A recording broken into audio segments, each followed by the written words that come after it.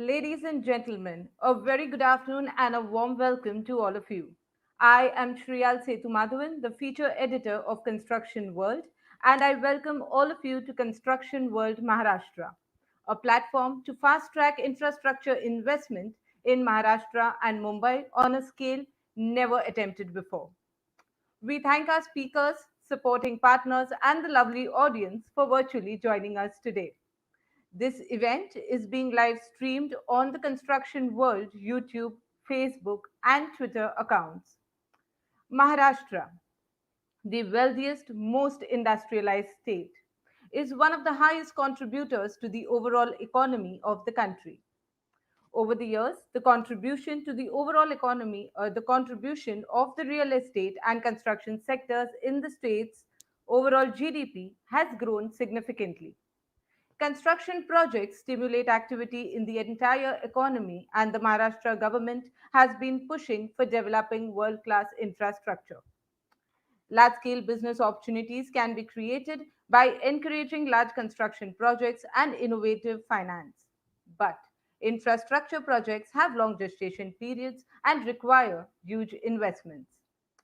Ideas important for the growth of Maharashtra's economy, creating new jobs in the construction, manufacturing, and services sector, and moreover, financing these projects will be discussed today at the virtual conference Construction World Maharashtra.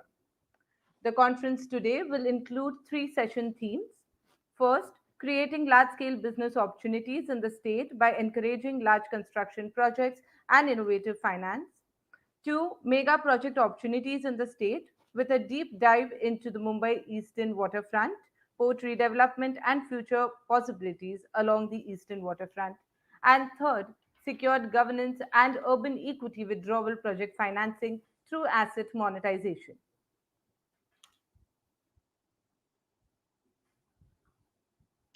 This event is presented by Construction World, and our supporting partners include National Highway Builders Federation, India BIM Association, and Association of Building Product Manufacturers.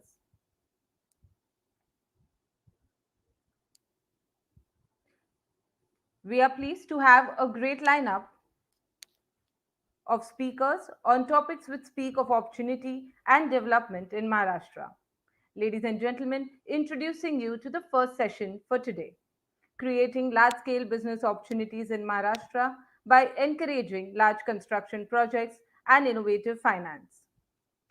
How has the land policy impacted construction projects? How are infrastructure projects transforming real estate in the state? What can be done to stimulate Maharashtra's economy and improve its investment case? How can new jobs be created in the construction, manufacturing, and services industry? Construction projects stimulate activity in the entire economy, and this session will look at ideas to grow the state's economy. Introducing our distinguished panel for this session, please welcome the session moderator, Mr. Pratap Padode, founder and editor in chief, Construction World magazine. And joining Mr. Pratap Padode on the panel will be the panelist and keynote speaker for today, Mr. Suresh Prabhu, an Indian politician and India's Sherpa to the G7 and G20. He was formerly the Minister of Railways, Minister of Commerce and Industry, and Civil Aviation in the first Modi ministry. Thank you for joining us, sir. Also, please welcome panelist Mr. Arun Nanda, Chairman Mahindra Life Spaces Developers and Mahindra Holidays and Resort. Mr. Anuj Puri, Chairman Anrock Property Consultants. Mr. Ankur Gupta, President Katera.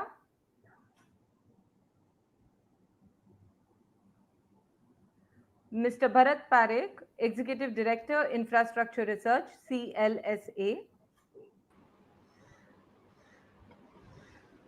And Mr. Gurjot Bhatia, Managing Director, Project Management, India, Middle East and North Africa, CBRE.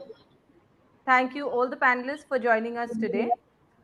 Before I invite Mr. Suresh Prabhu to address the virtual gathering, Here is a presentation from ASAP Info Global Group.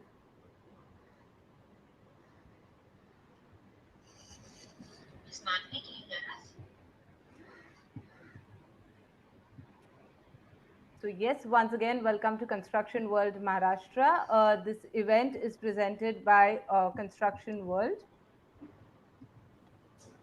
Construction World, 24 years in the running, largest circulated construction magazine, reaches out to more than 800 cities in India and overseas. We've done some great blockbuster editions in the entire year. Definitely, these numbers speak for our digital reach. Our monthly visits, unique visits are in lakhs. And today that we are connecting with you through Facebook, Twitter, and other such sources, you could see our entire social reach and international viewership. CW Wow, that's Construction World on WhatsApp, where most of you are connected with us for day to day updates. If you haven't yet connected with us on CW Wow, we have a number flashing on the screen, 865-758-1178. All you need to do is give a missed call and we would add you and you would get daily updates from us. CW Gold, it's a weekly update offering that we share with the industry. To know more, all you need to do is go to gold.constructionworld.in. It's weekly updates from the construction and infrastructure sectors, including financial analysis. Also, of course, we bring to a lot of subscription offers. So we have some exciting offers valid up to May 31st. So you could write into subscriber at asapinfoglobal.com to avail these offers and know more. And yes, Construction World is India's largest circulated construction business magazine. You could reach out to our team. You could take a screenshot of the screen as well so that you have all the contacts to connect with us. And while today you are with us for Construction World Maharashtra, we have a queue up of some very interesting upcoming events. So do join us on May 21st for the HR Leadership Summit. This is going to be presented by the First Construction Council and Smart Cities Council India. Also on 21st May, we have the Pharma Cold Chain Logistics Summit 2021 presented by Infrastructure Today and Smart Cities Council India. The Construction World Architect and Builder Awards 2021 is scheduled for 20th August this year. This year, the awards are going to focus on the theme React, respond to the environment with awareness, creativity, and technology. So 5 p.m. onwards, 20th August. And yes, very soon, as part of our Infra Nirbhar series that we've been very successfully conducting, we have Shri Piyush Goyal, the Minister of Railways, going to be joining us for a session on railways on fast track.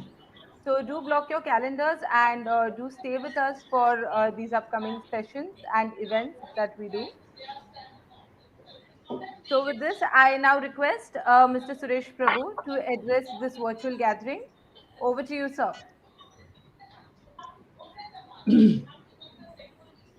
So you would have to unmute yourself, please. Sorry, thank you very much, and I really appreciate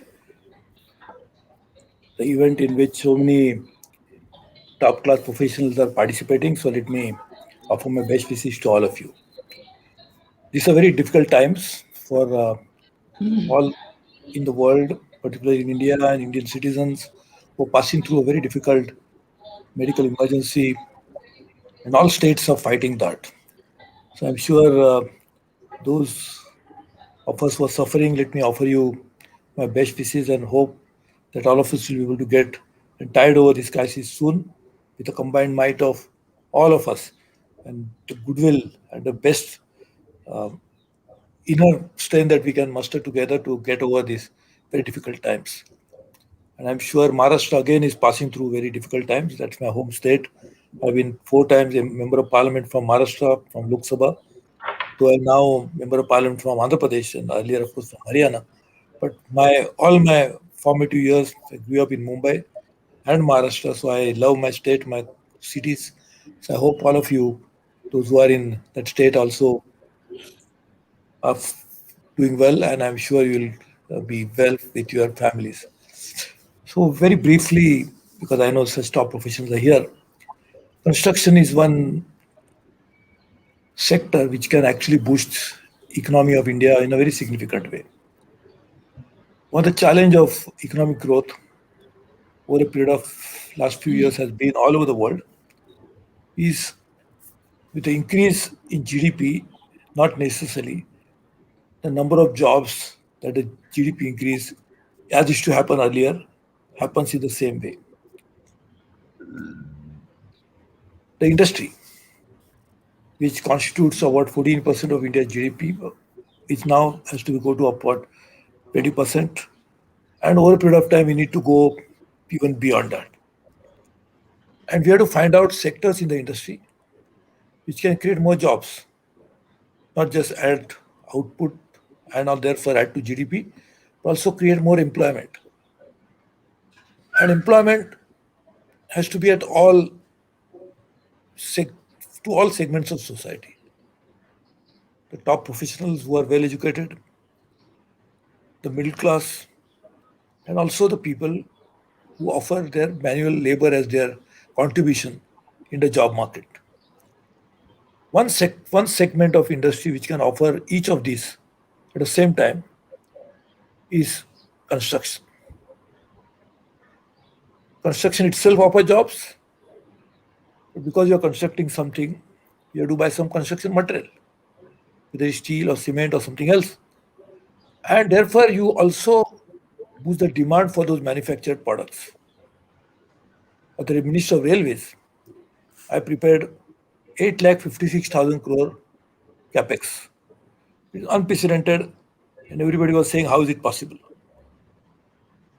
I used to give, because that is my always my practice in last 10 cabinet position I held, I used to give action taken report on each of the point. So when I presented a first railway budget giving complete roadmap for how railway will be modernized in the next 10 years' time, I also followed it up with a second full budget of the Modi government, in which I take an action taken report also. First time in railways history, I gave a action taken report. And in that I had mentioned and I had commissioned a study as to how many new jobs will be created because of railways construction alone at that time. So I'm very, then again, of course, in railways, we have launched so many programs which will add to the jobs. In construction, again, like railway station modernization, whether it was electrification of railways, which will save 41,000 crores. And I had given, stuck my neck out and actually given exactly from where it will come in.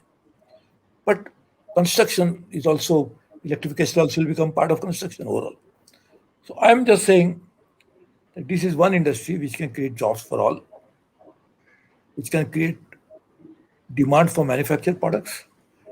But India's GDP, almost two-thirds, more than 60%, comes from services.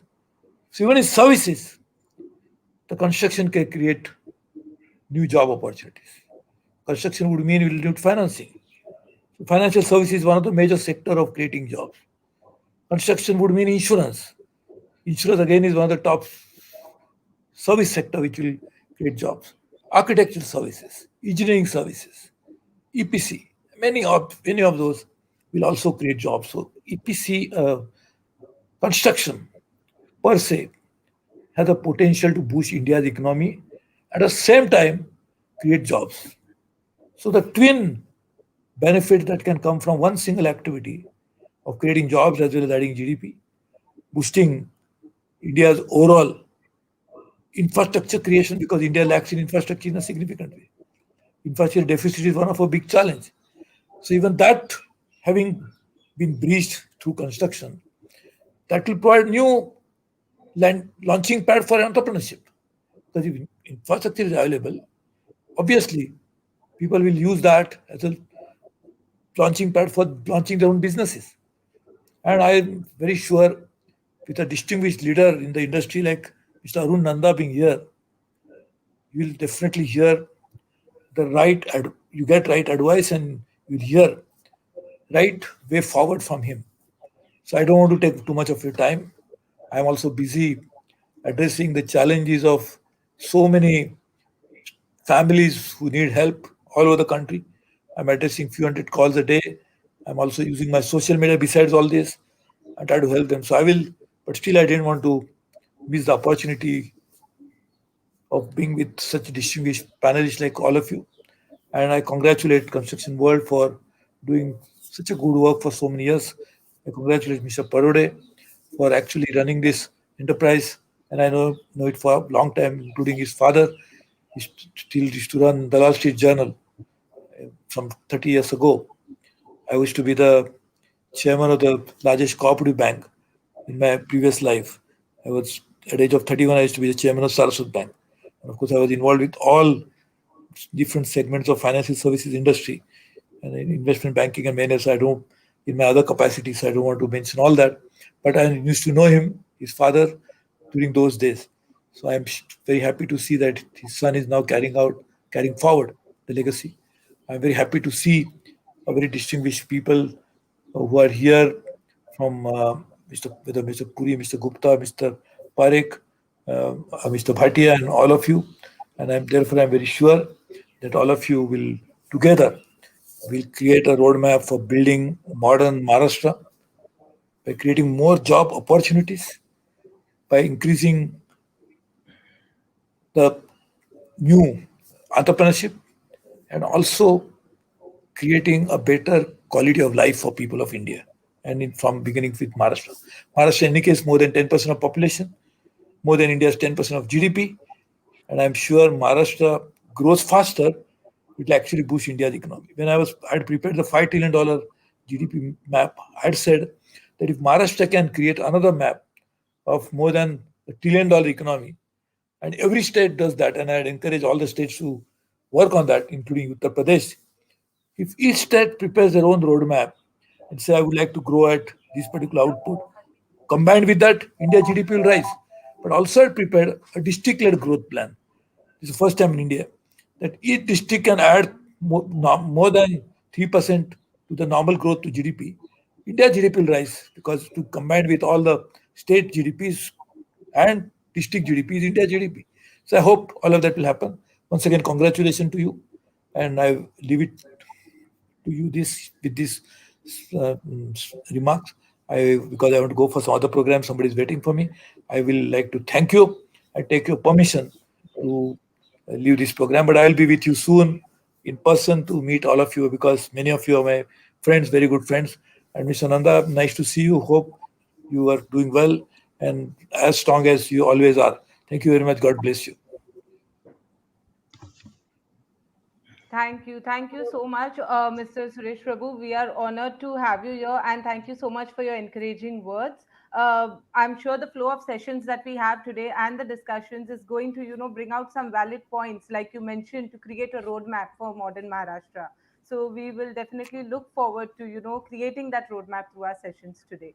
So thank you so much once again for joining us. Thank you. Thank you. May I now invite Mr. Anuj Puri to make his presentation on large scale opportunities in the real estate sector. So you would have 10 minutes for the presentation. Over to you now.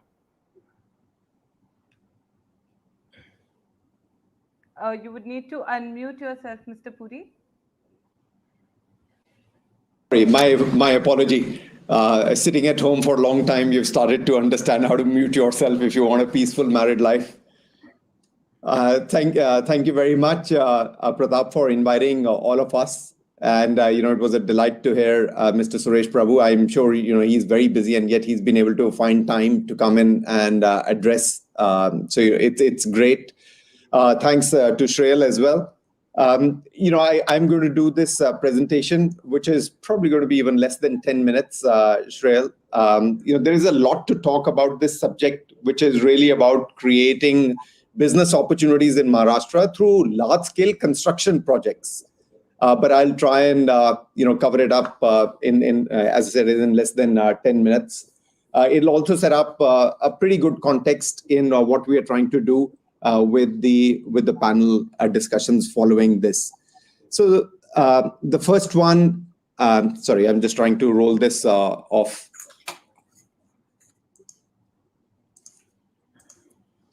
On Maharashtra, I don't know how many of you would know that it is the second most populous, but the third largest state. All that I want to say on this slide is really, it is like a mini Singapore.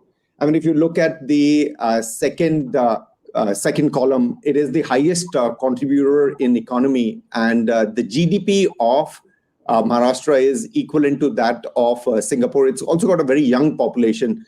I mean, nearly 50% of our population in Maharashtra is less than 24 years of age, and we're finding a huge amount of digitization that's going on in Maharashtra. What are the advantages? And I'm going to take very quick slides on these 4-5 pillars where we're finding the advantage to Maharashtra, starting with the infrastructure and the proactive policies that the government has.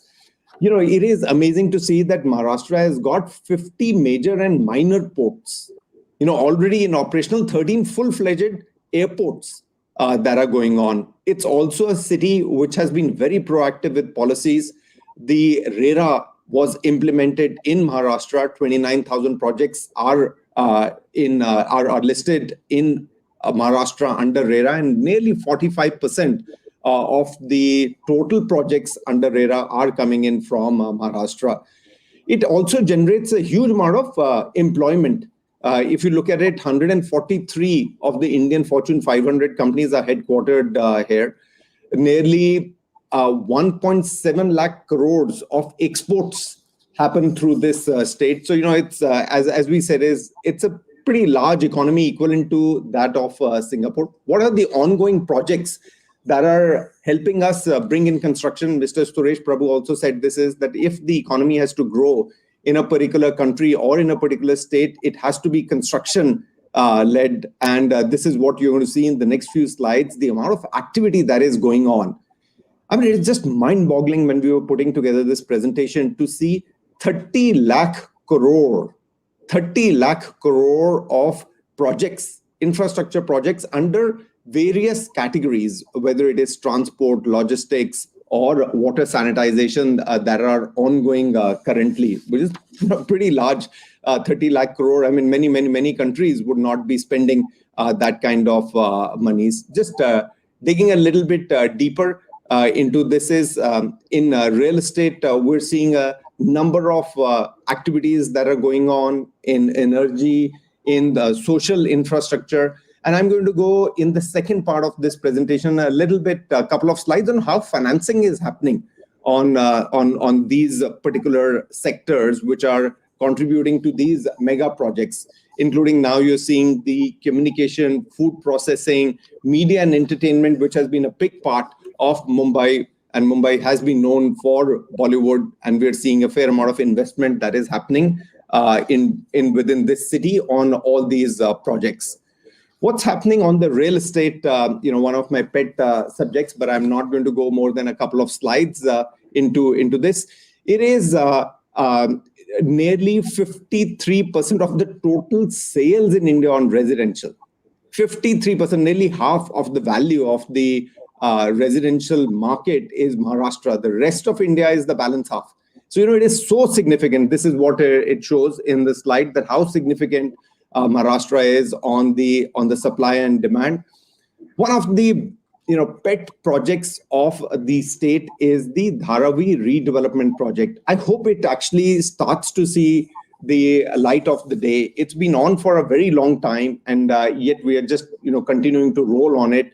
If you look at it, it's nearly 28,500 crore, one project, and it will hugely impact the families there. Nearly 67,000 families are going to get 350 square feet of permanent, legal, authorized, built-up space if this project was to come through. It has been on the track, but with various challenges, as we've written at the bottom of this slide, the project starts and stops. The other one that I want to touch up on the next two slides is these data centers. Again, this is one area in Maharashtra. Why data centers is doing very well is because these undersea cable, is really coming up one side Chennai and then one side in Bombay.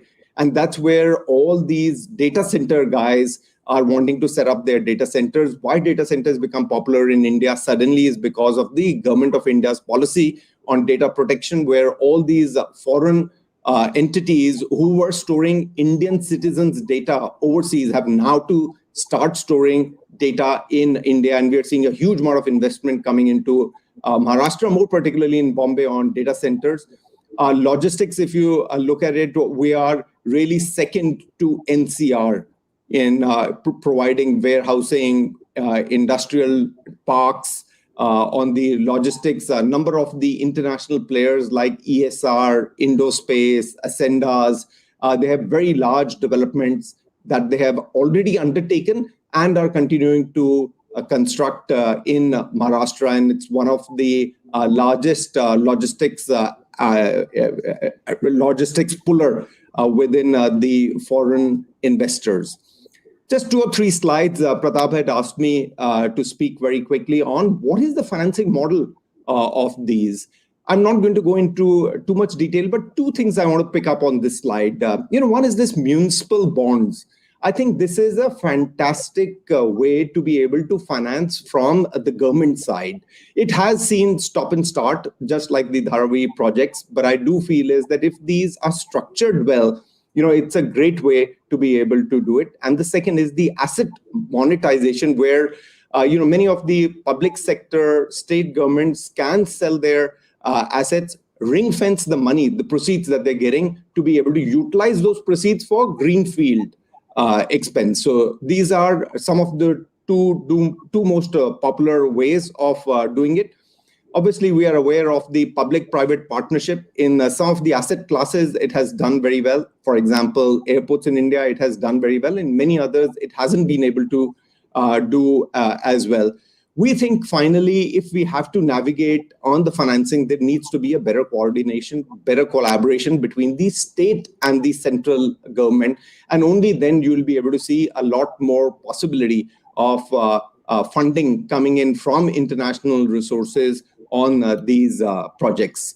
My last slide, really, this is the way forward that we believe is that many things will need to be privatized, decentralized from the center to the private organizations. We also think is a lot of the development will move towards the tier 2 cities, or at least to the periphery of the tier 1 cities, to be able to de-densify once the infrastructure, once the construction starts. And hopefully Pratap is going to be able to bring out this point during the panel discussions.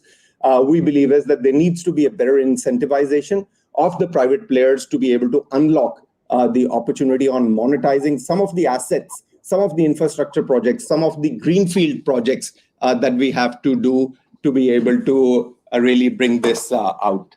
So that's what I had. I'm going to stop sharing the screen and hand it back, Pratap, to you. Yes, thank you, Mr. Puri. Those were some very good insights, especially like you mentioned, 30 lakh crore infrastructure projects under various categories is definitely a big opportunity. And with these insights coming from you and to what Mr. Suresh Prabhu also shared with us, I think it set the perfect tone for Mr. Padode to take this discussion forward. So, Mr. Padode, over to you from here. You would have 45 minutes for this discussion. And also for all my viewers, do not forget to key in your questions for the panel. We would be happy to take it up at the end of the discussion. Over to you, Mr. Padode.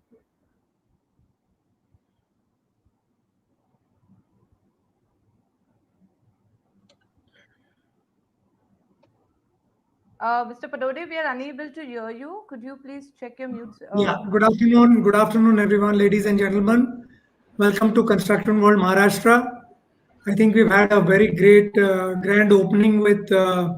Suresh Prabhu's keynote and the presentation by Anuj Puri.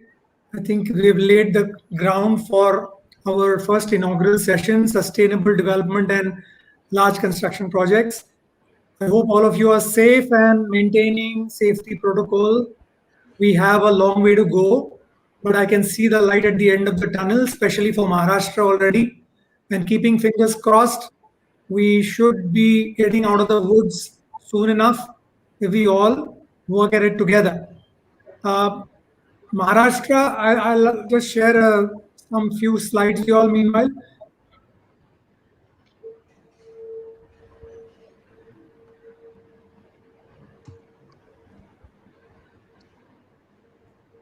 Maharashtra launched its industrial policy in 2019, targeting $1 trillion as making it a $1 trillion economy, which is a tough one, considering that we had just a close to 400 billion in terms of an economy that we had done so far.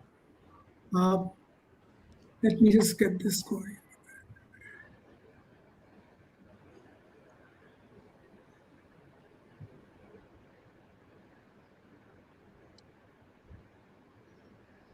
Sorry, just a minute.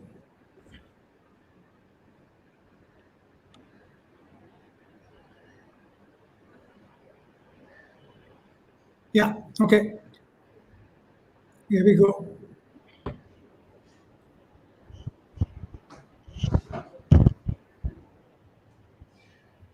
So large projects, Maharashtra, like Anuj said, 30 trillion worth of projects. And of course, we can see why some of them are here. You can see this tunnel boring machine on the left image out here. You can see the Marina project. And I think these are some of the projects that we're going to discuss in the sessions forthcoming. We have the Maharashtra Samruddhi Mahamarg, which is taking place between Mumbai and Nagpur, and replicating the success of the Mumbai-Pune corridor. This is also likely to really accelerate development across this corridor. I'm told nearly 22 townships are going to come up on the way. So there is the collateral benefit of just this corridor is immense. There's a great multiplier effect of this project. The Mumbai Trans-Harbour Link, it sort of connects the island city to the entire land mass across the seas. In turn, probably capping real estate from going haywire, but at the same time allowing a lot more interaction between people commuting, making everything possible. We have the coastal road projects, again decluttering the city, decongesting it. May look fabulous at the end, and I have some questions at the end with some of the panelists on this, how it's going to change the entire cityscape of Mumbai. Just to mention that Construction World has also promoted First Construction Council, and its board of governors include very eminent people, as you can see them on the screen. Yeah, so I'll stop sharing now and let me come back to our panel. So going forward to the panelists, I want to first take on the questions to Mr. Nanda. Mr. Nanda, I think the projects, we have seen 30 trillion, as Anuj Puri said. Projects have got a inflation factor attached to it, and that has primarily come on account of the land acquisition policy, is what I believe. When you're going to pay 5x of the market rate to acquire land, obviously the road on which the land on which the road is going to be built is going to charge toll accordingly, or the metro rail is going to charge toll accordingly to make it viable and sustainable. Do you think that ever since this has come about, our economics of sustainability have been jolted in the wrong direction? Pratap, you are right that nothing in life is black and white. You gave the example of the coastal road.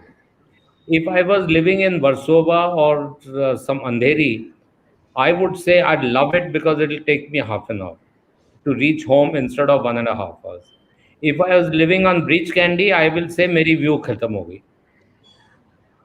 There are ways to, the technology has moved that very far. There are ways to balance it. We have a problem in this country. The purists want things done in the conventional way, and their conventional way is kuch mat karo. On the other hand, pardon my saying so, some vested part interests want to do things differently. And somewhere the mid path gets missed.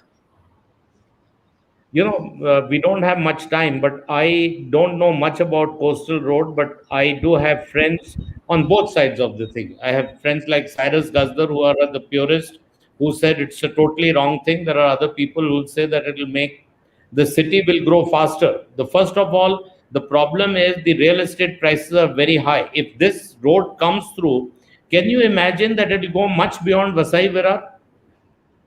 So there are always advantages, and what we should do is we should find a solution. If we are reclaiming x square kilometers of land, how do we do it? There are ways to do it. You can do afforestation, you can do things like that. I remember that during the time of Manoj Joshi, I had started water transportation from Warsaw to Nariman Point. The fishermen lobby did not allow us to land at that place, and we had to land somewhere near where that H2O thing is. Now, how can you bring somebody from Warsaw and leave him at Chopati, and he doesn't know how to go from there? There's no connection from Chopati. Now, I am saying that the problem is in our country, unfortunately, and I am a citizen of this country, and I'm part of the system, and I have to be blamed. We have too many interests. I think we need people. You look at the current pandemic, and I don't want to get into detail here. You see what our leadership was doing in the last 4 months.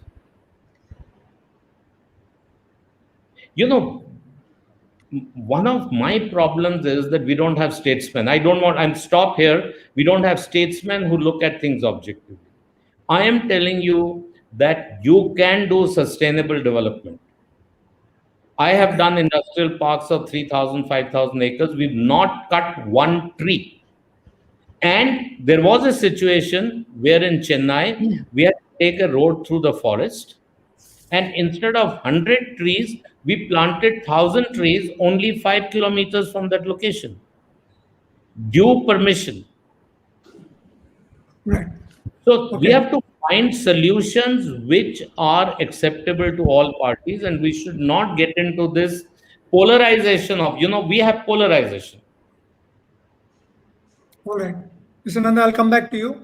Just taking the same question forward to Bharat.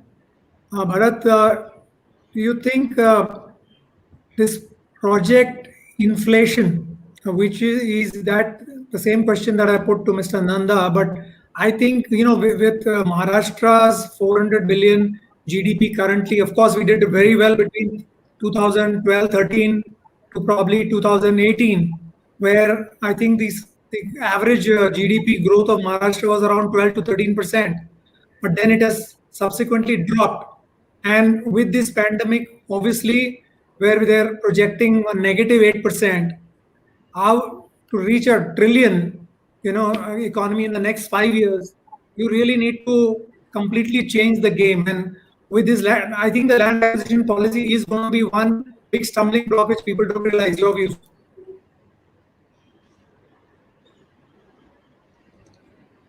Yeah, hi. Yeah, are you done? Yes, Bharat, please Sure. go ahead. Thanks.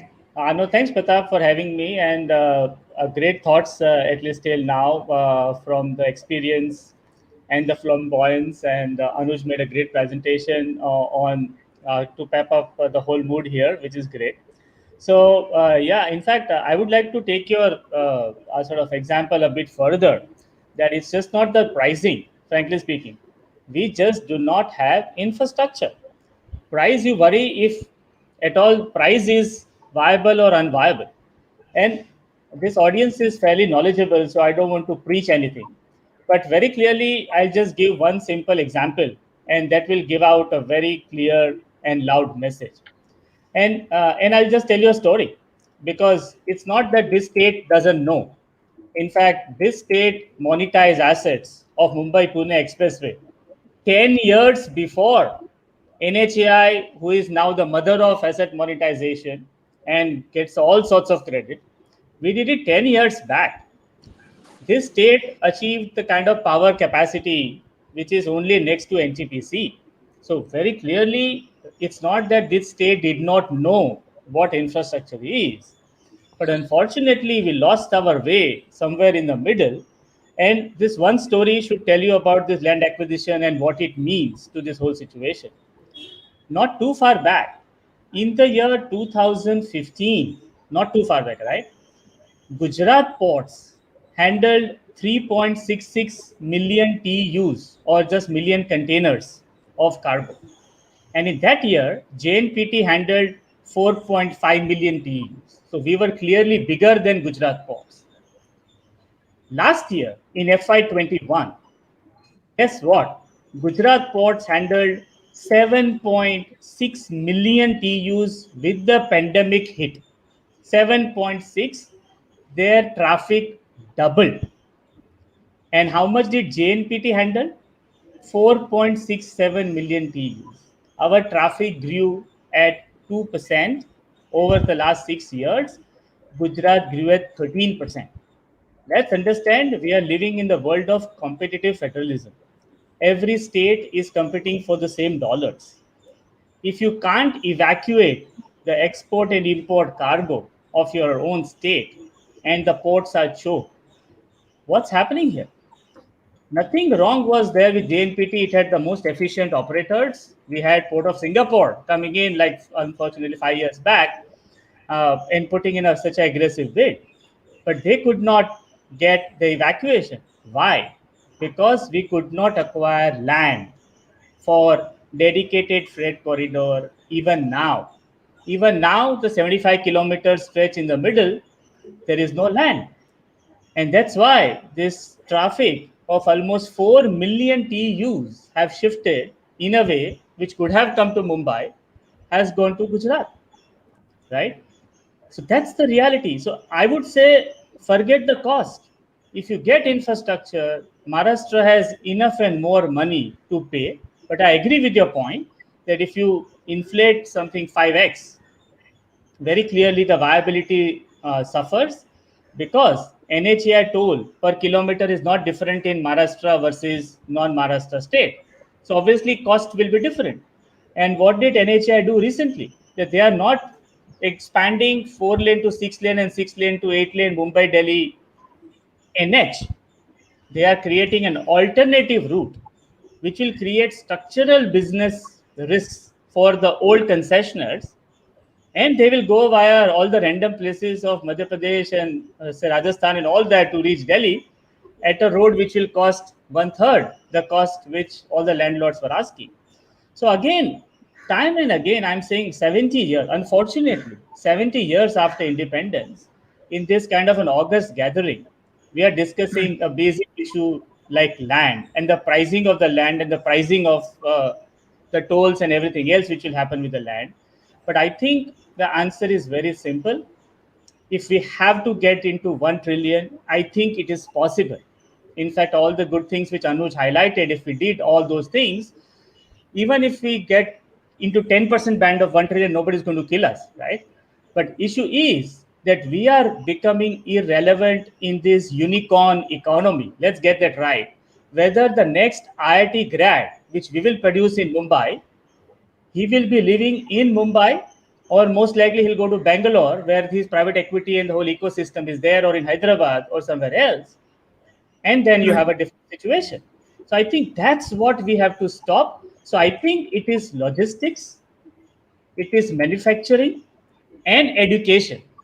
If we can get these three pieces right, believe me, this state has a potential which others will just imagine. It's only So, we have to blame ourselves for stalling our own developments so that industries are going somewhere else. Even after paying 4x for the land, if we can get the right pieces in place, so I think demand is there. So, Bharat, one more piece is housing. And I think I want to go to Gurjot Bhatia. So, affordable housing is only affordable when it lands at the periphery of the city. So, it's way, way outside. And obviously, when the IIT grad wants to move to Bangalore, is probably because he doesn't want to stay beyond the periphery of the city. So, what are we doing? I mean, is affordable housing going to remain at the outskirts? Or is there some other policy in the works that you think we should bring? Because government has talked about giving land from various public sector or other organizations for such purposes. Yeah, so I'm actually glad you asked me this question as a follow-on from the ongoing discussion, because it kind of has a great segue, which is that I think this problem. I'll just take 2 minutes to reflect back on what was just discussed to your first question, and try and connect. Is that I think this problem persists for every city around the world. You have certain areas in the city where the land prices skyrocket because of whatever other reasons, the valid reasons. It's not unique to, say, the state of Maharashtra or Mumbai per se. The point is that how do you plan, or how do you create the grand master plan for a greater region which has all the sustainable constituents in it? You have the coastal road coming up, so you plan accordingly where you can monetize the high land prices or the shortage of land over there. And whatever the earnings from there, I'm not trying to oversimplify the whole issue, but I'm trying to connect it to the wider thought, which is that you earn the money from there and then you plow that money. And now we'll come to the affordable housing part, which is that, the first thing is the definition of that word affordable itself. Whenever I speak about it, it invents a lot of styles, because what is affordable? So that I'm not going to get into that discussion yet, because is it 8 lakhs, 12 lakhs, or is it, some people say, for some people 25 lakhs could be affordable, so on and so forth. But the biggest challenge that this sector is facing today is accessibility, and the conurbations from the major cities, and that is why, while there is a lot of work happening in this regard, a lot of development companies, almost everyone is focused on this, because we're talking of high volumes. The government has put up very ambitious targets, looking at 22 million houses by 2024, which is right here now. If you look at it, it won't take much time to reach there. And also with the the Pradhan Mantri Awas Yojana, etc., etc., and also the Swami funds, which is at the back of what has happened in real estate in the last 2 odd years. These policies and these catalysts are in place to spur demand in this sector, or spur growth. But the big piece that is missing, Pratap, is the accessibility. So we must, I'm trying to tie it back to the earlier discussion, utilize the earnings and the opportunities that exist from the larger cities, or the more expensive part of the cities, and then plow them back into creating those opportunities where these projects become viable and these projects become achievable, where people can actually travel to work or from work every day, living in somewhere which is in the outskirts of the city, and it is forced to be in the outskirts of the city because, one, even if you had the money, you don't have that much land where you want to create a mass housing scheme. And at the same time, it's also to do with the price of the land that you get to make the project viable enough for whosoever is developing it. And I'll just very quickly add one thing, probably we can come back to it later, I don't want to take too much airtime, is affordable housing per se.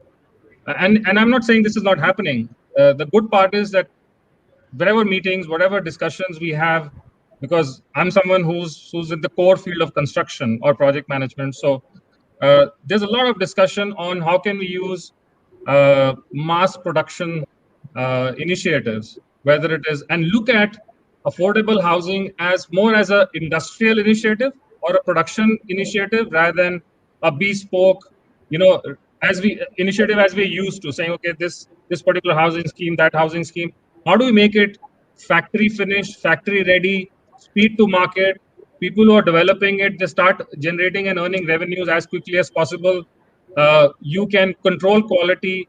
You can control the lifespan. You can control sustainability of the end product, and so on and so forth. So I can go on and on, but this is my take on this. I think this is, if not one of the most important initiatives to spur more demand, more growth in real estate. And again, tying this to Maharashtra, the discussion which is about Maharashtra. Maharashtra, as we all know, is not just about Mumbai. The unique thing about Maharashtra is it has many, many what I call stellar cities, which already have, earlier reflecting back on Anuj's presentation or what Mr. Nanda said or what Bharat said, you look at logistics, you look at data centers, you look at industrial development, you look at the population, or the urbanization, which is happening in cities besides Mumbai. So I think we need to look at it as a all these this whole strategy across cities tied together and then look at this particular Right. subject. Yeah. So before I go to Mr. Ankur Gupta, I want to come back to Mr. Nanda. Since you build cities and going by the way infrastructure is needed, or you can keep mounting a cost of infrastructure on a city like Mumbai, where you got to connect kilometers of, an island to a hinterland across on a bridge, and make another one which is a coastal road, and such expensive mega projects need to be done because the city is just exploding at its seams. But at the same time, we need to develop other cities.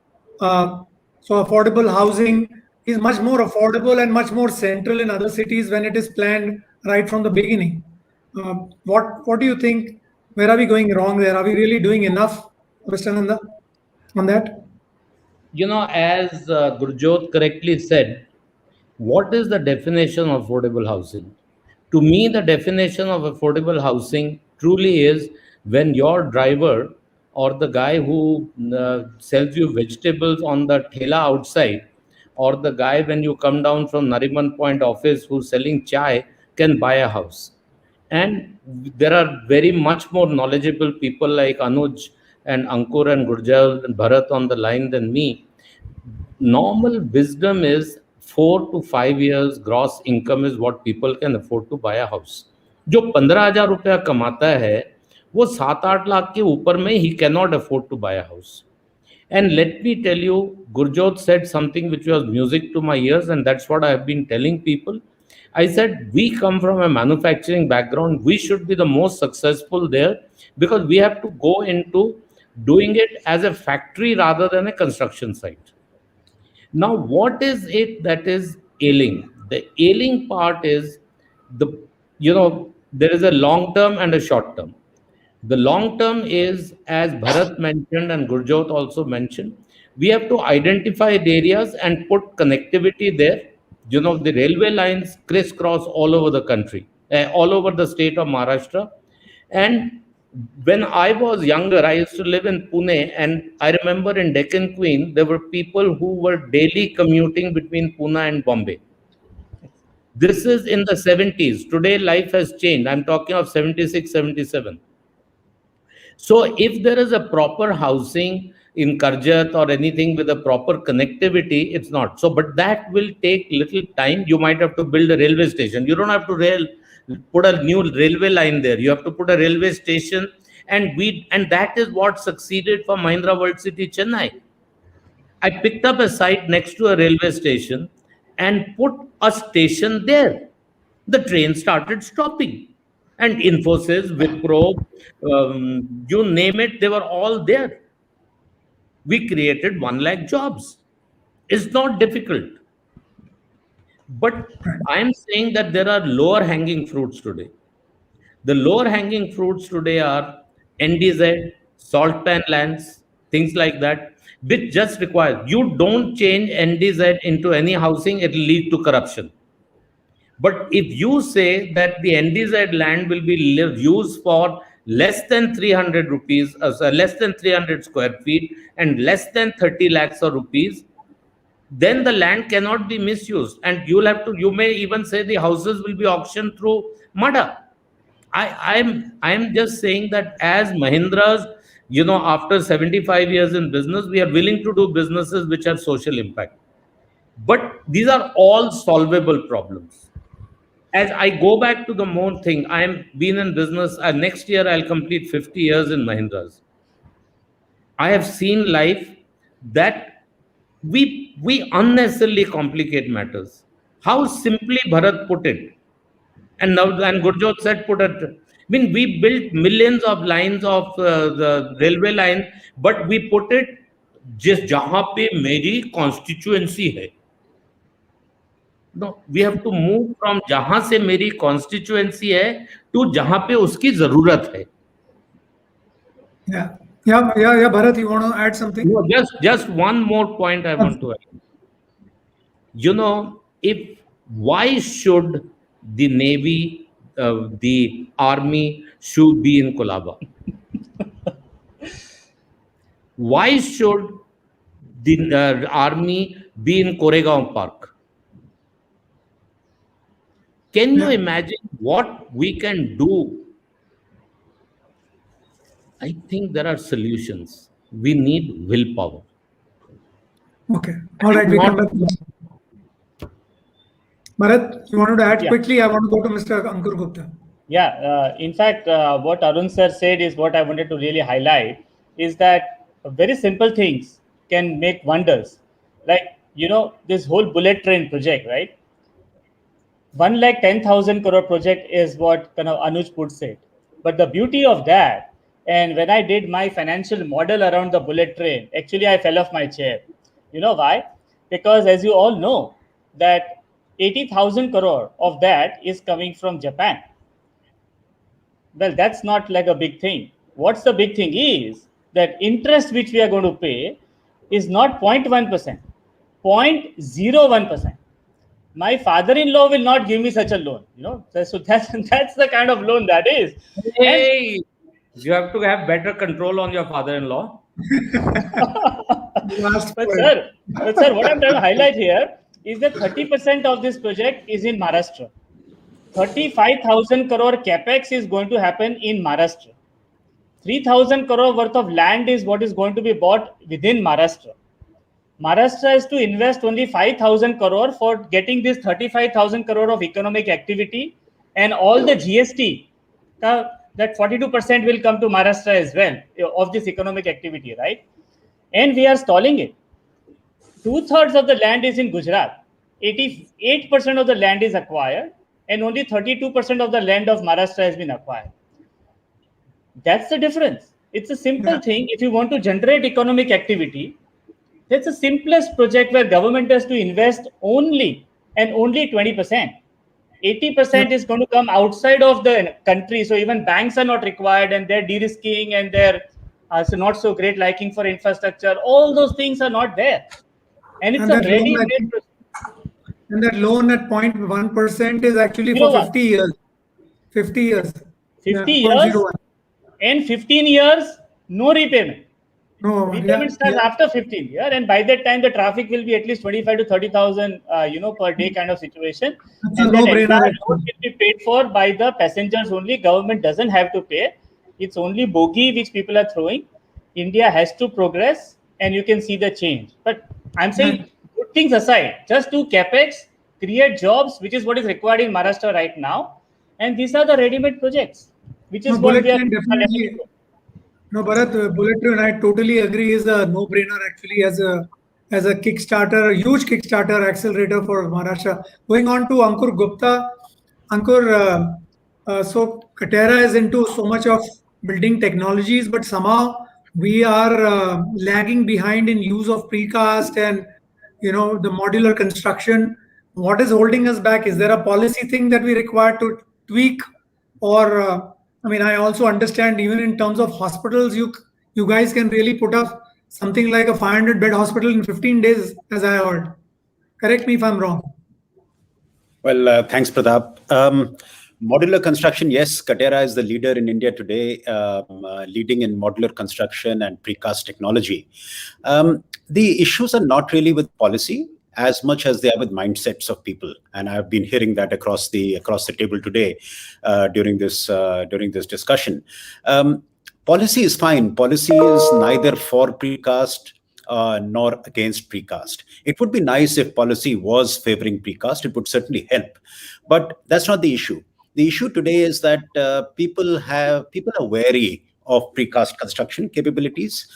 People don't want to change. There is the normal resistance to change the way things are done.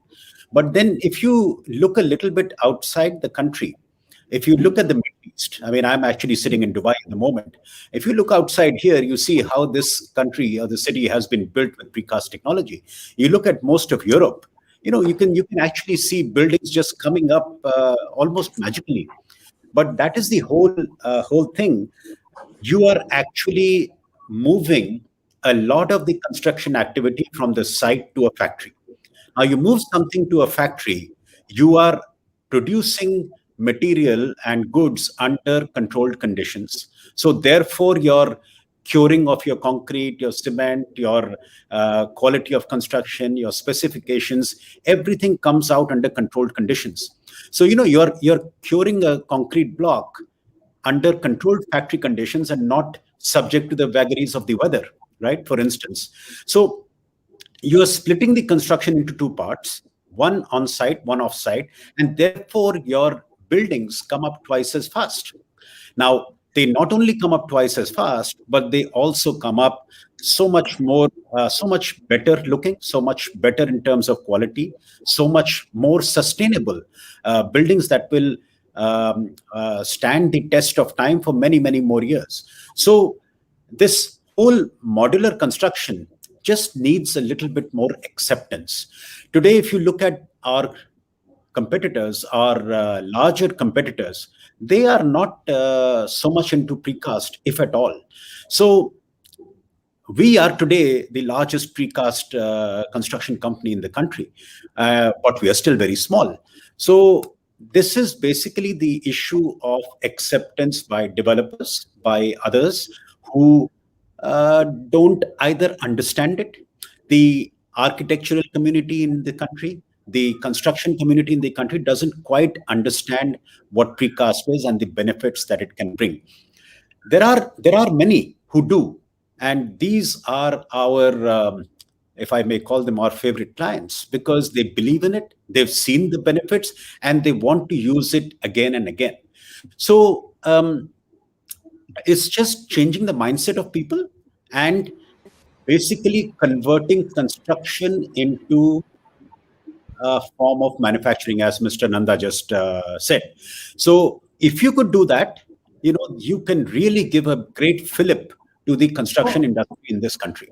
Like So many other. I'll ask you a follow-up. I'll ask you a follow-up on what you just said. The whole scenario has changed in real estate from letting projects, sort of nurture for a while because the real estate prices used to go up, or versus now completing projects in time, or you get saddled with penalties and so on and so forth. So now it's in the interest of realtors to actually complete projects ahead of time, in time, and therefore understanding precast to my mind appears to be a no-brainer. Why should not be doing it?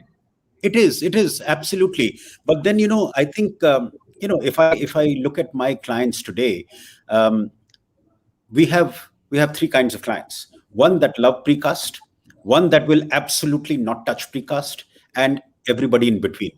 So the guys who love precast, they come back to us again and again because they have seen and quantified the benefits. And you're absolutely right. With RERA coming in, with accountability coming into the real estate sector, which was much needed, precast becomes a logical choice. We spoke about affordable housing a little bit earlier.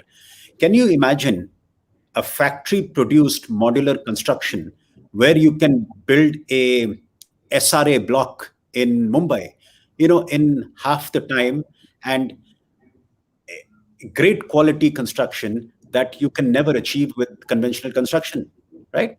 So, one of the things that we do, for instance, is we build these what we call pods. So take the case of a bathroom, right? We actually build complete bathrooms in the factory. Now, when I say complete, I mean it is plug and play. We have the concrete bathroom, we have the WC installed, the shower installed, the plumbing done, the electrical done, the wash basin is there, the taps are there, everything, the mirror is there, the towel rail is there. All you have to do is pick it up out of the factory, put it on a truck, take it to the site, and basically connect it up in place. So you grout it in place, you put in the electrical connections, you put in the plumbing connections, and your bathroom is ready. So think about an SRA building in Mumbai, how quickly we could make that, replicate it again and again, and have this ready and available to the masses. And obviously, when we do something on a large scale construction basis, we will be much more price competitive. And that is what affordable housing needs. I mean, I can't do much about the real estate costs, but we can certainly help with the construction costs and the construction time. Now, think about a developer who starts getting his return in 1 year instead of 2.5 years. Isn't that worth a little bit of premium to pay? Isn't a better quality housing worth a little bit of premium to pay? And what about the end users, people who actually pay developers today and book an apartment? And you go around this country and you ask people how many of them get their apartments delivered on time. Right. Single digit percentage probably. So is that not something worthwhile where we can go out, promise people that their houses will be delivered on time, and they are actually delivered? So I'll quickly add one more thing to kind of make a cause for what Ankur said just now, is what construction industry has been taught in the last 1 year is the dependence on the seasonality of labor. See, one of the things that stood against mechanization or factory made construction has been the cheap availability of labor in our country, which is great, which was our advantage. It had its problems, but it was an advantage. But will it continue to be an advantage as we've been taught over the last 12 months? In the last 3 weeks, we have read press on the exodus of migratory labor from bigger cities to their hometowns.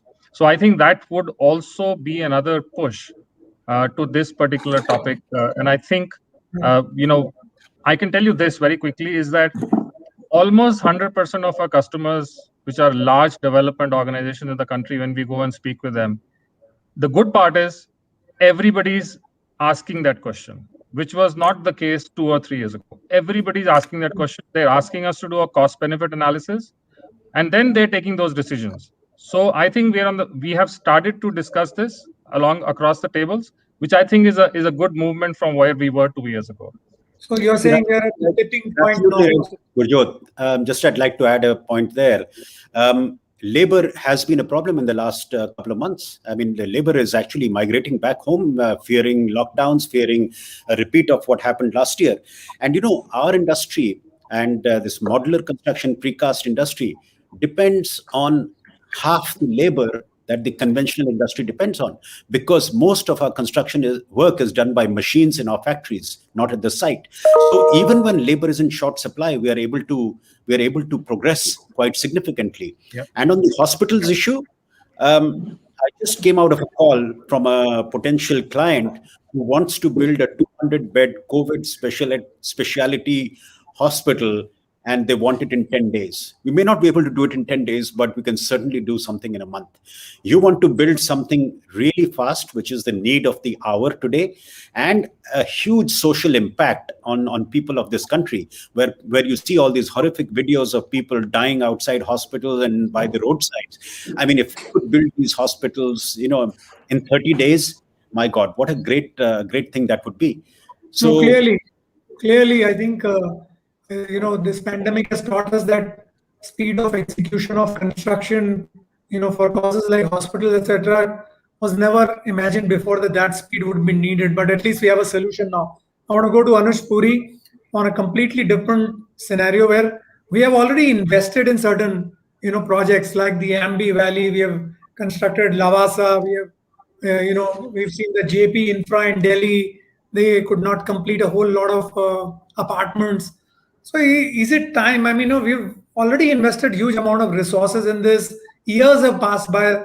These magnificent ideas and plans on paper have been actually have hit and broken ground and been built.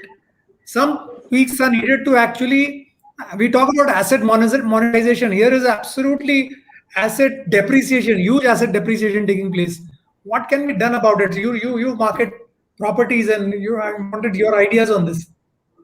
It is true, Pratap, but it's a fascinating discussion. I mean, from where Mr. Nanda started, the benefits of the infrastructure to how Bharat picked it up, that how you will be able to finance some of these expensive infrastructure projects, and Gurjot talking about the affordable housing. And Ankur, I came in this morning from Dubai. I've been there as well for quite a while, and it's just fascinating city. What's going on in there? And Pratap, one of the things that you said is the real estate prices. The real estate prices, they go up and down, but it is independent of what Ankur is saying is the way that they're constructing, the quality, the benefit to the environment, the speed, the delivery, not necessarily trying to play the market. So I absolutely agree with what Ankur and Gurjot have said, is that it'll start to move that way. And then I land in Delhi this morning, and Pratap, this is sort of infested with the question that you've asked, which is Noida.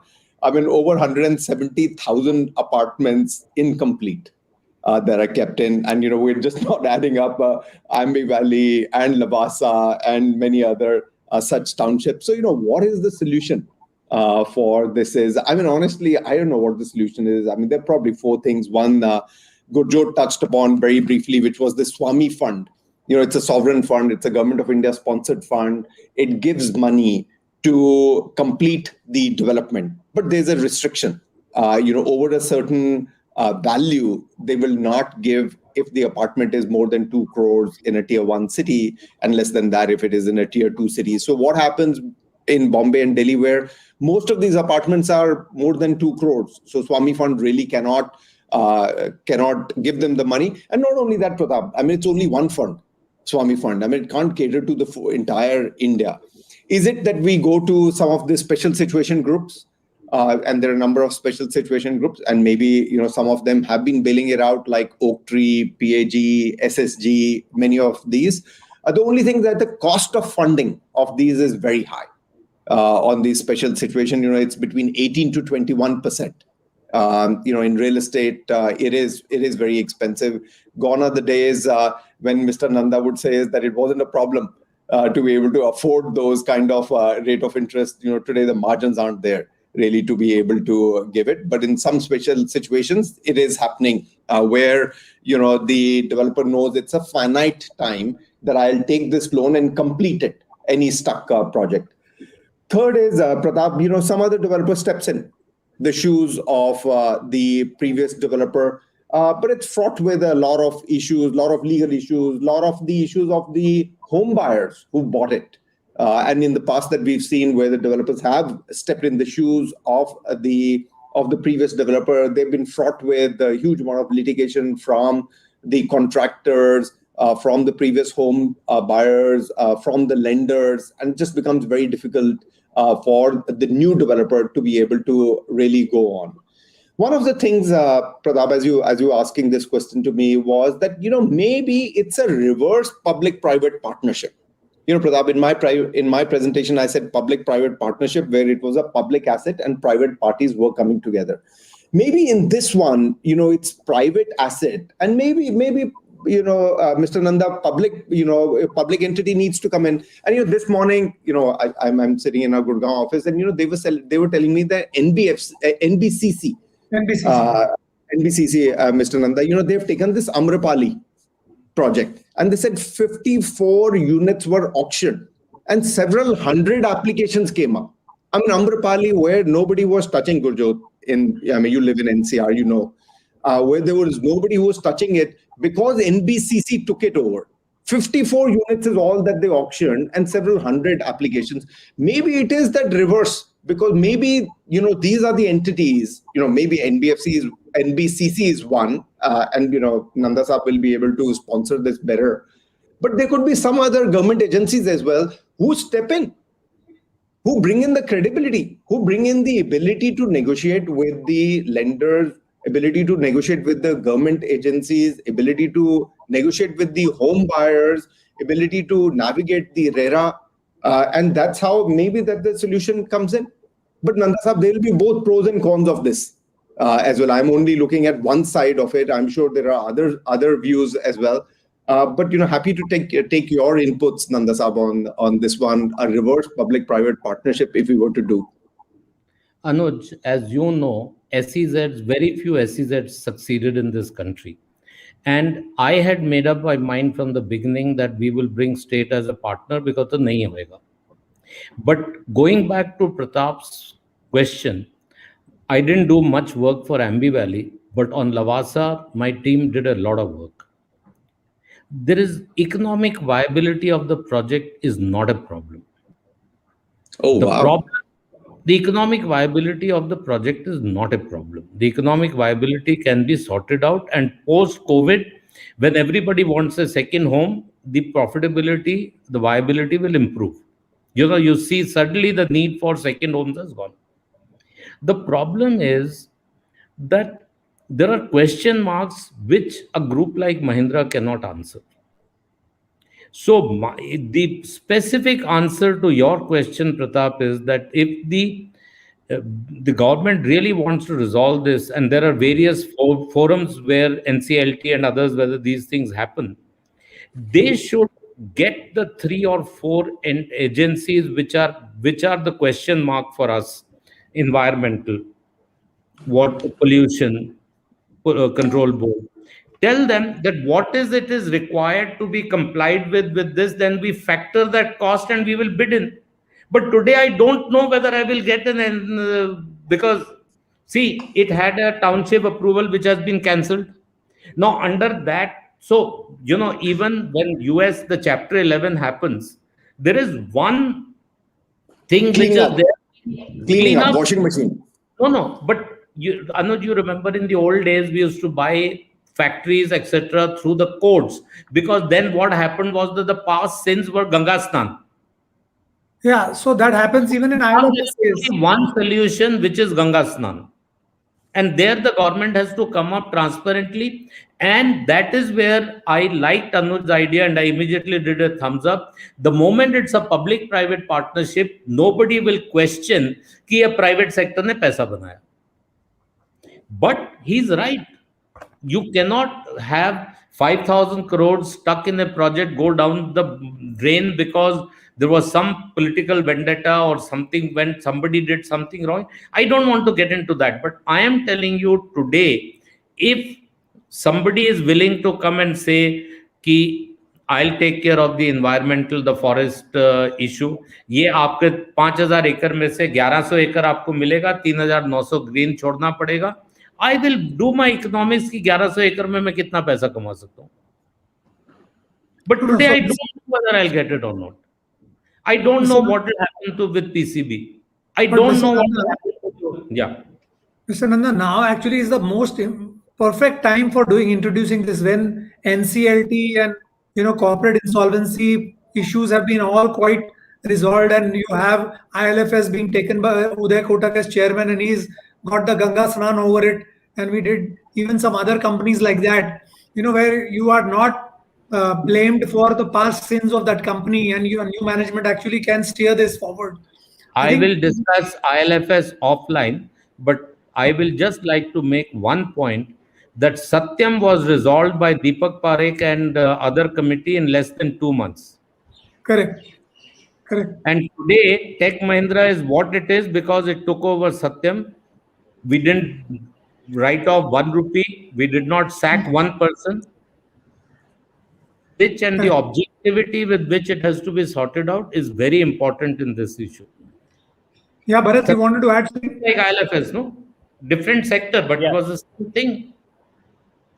Yeah, I'll just make like the simple point is that India is passing actually through the Thatcher moment, as I call it right now, where the government has already announced, that they want to get out of the business, lock, stock and barrel, and except for a few things, they don't want to do anything, right?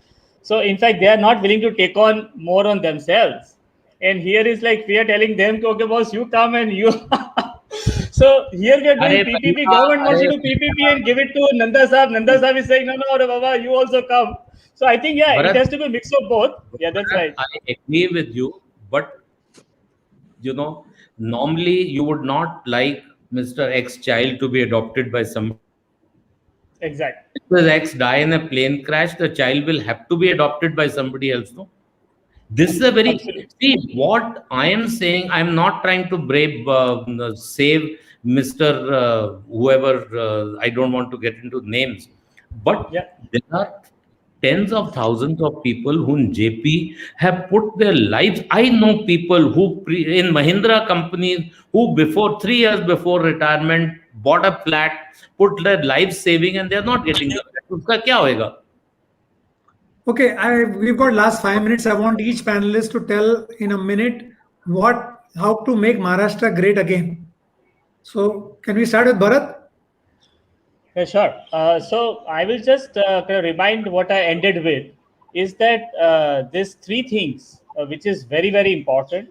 First is the HR, which essentially is the education, which it was a hub, and somehow we're losing the edge to some other states. But very clearly, if we can get education, logistics, and manufacturing, and all the three are actually the strength of Maharashtra. I'm not asking for something new to come to Maharashtra.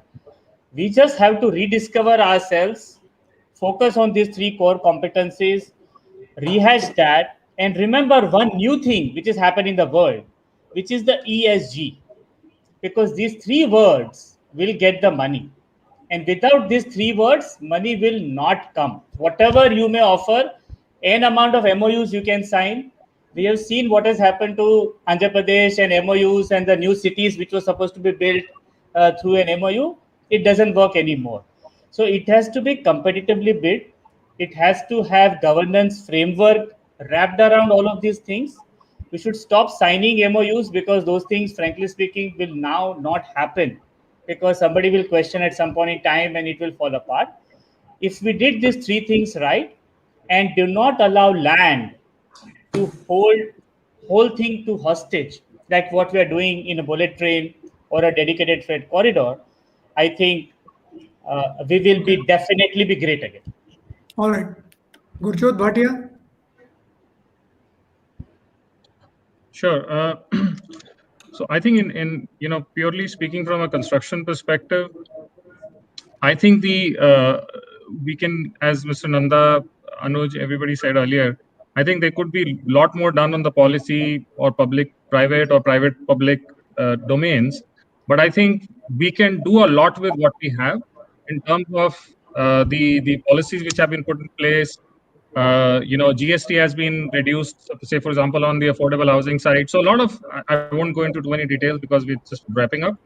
But a lot of things have been done. We need to build on that. And I agree with Bharat. I think what we need to look at is not just confine this growth in small portions or small areas, which is like, say, the metropolitan areas. Obviously, they need to be looked at. They have a lot of issues, a lot of things need to be done there. But we need to look at a more sustainable growth, because unless we address the affordable housing, for example, affordable housing as an issue, it is somewhere tied to the bigger metropolitan areas as well, and so we need to look at more sustainable opportunities that exist there. Infrastructure which eases the pressure on small pockets of land in metro areas needs to be developed. I think that's the other big thing that needs to be looked at. And I think what Bharat said earlier, logistics, I think is a great way to do that, because it then helps you set up these nodes, which could be in the outskirts, but provides you access, provides you jobs, provides you growth in those particular nodes. So according to me, these are the 2-3 big things that the state must do. Right. Ankur, can we have your views? Sure. I would there's a thousand things you can do, but generally speaking, from our perspective, I would call them the 3 I's. The first one being taking some initiative into new technologies, into disruptive technologies, into efficient technologies that will bring about a sea change in the way things are done.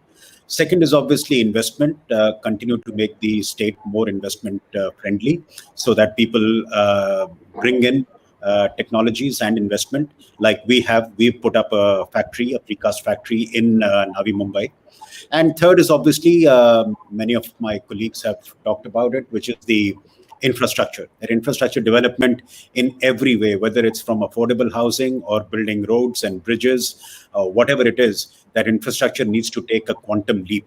So that's what I would say from my perspective is very important to make Maharashtra great again. Anuj, your views? Just very quickly, I think it's been sort of mentioned already, Pratap, all of them.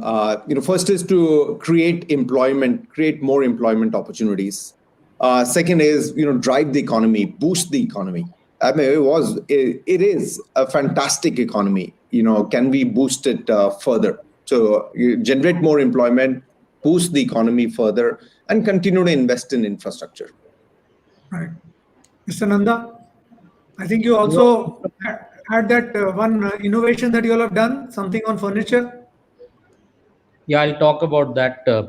Just first of all, Pratap, let's not say let's make Maharashtra great again. उसमें थोड़ा political sensitivity हो जाएगा तुमको. We want you safe and happy, so we Stay don't great. want you to say. So use the word greater. Okay. So All right. see, the question. See, I have two things which are easy and one thing which is not easy.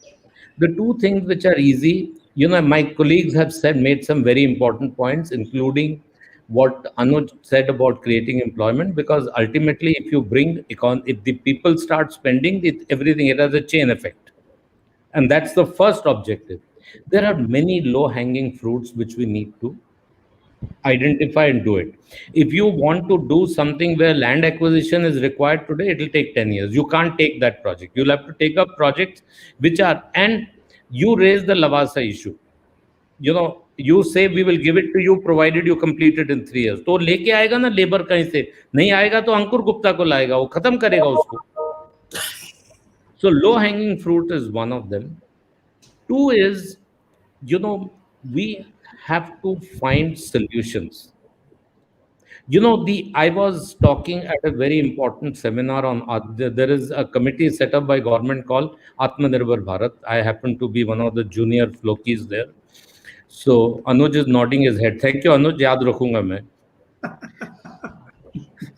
So the SEZs failed not because they were economically not viable, because the Finance Ministry and Commerce Ministry did not see eye to eye. That is why the SEZ failed. And I'm going to write a book on that.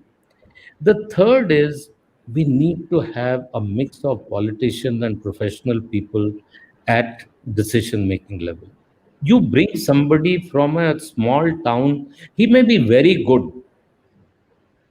Can you imagine if at that time the gentleman is no more, he was a very well-meaning gentleman, he passed away. If you had brought a business finance leader like Deepak Parekh or some other names of that stature, where the economy would have gone? We need to have, and that is where Clinton, with all his things, America did better during his time than Trump. Trump brought chamchas. Clinton said, "Main ash karunga, but I will bring the right people like Somers and others to run the business."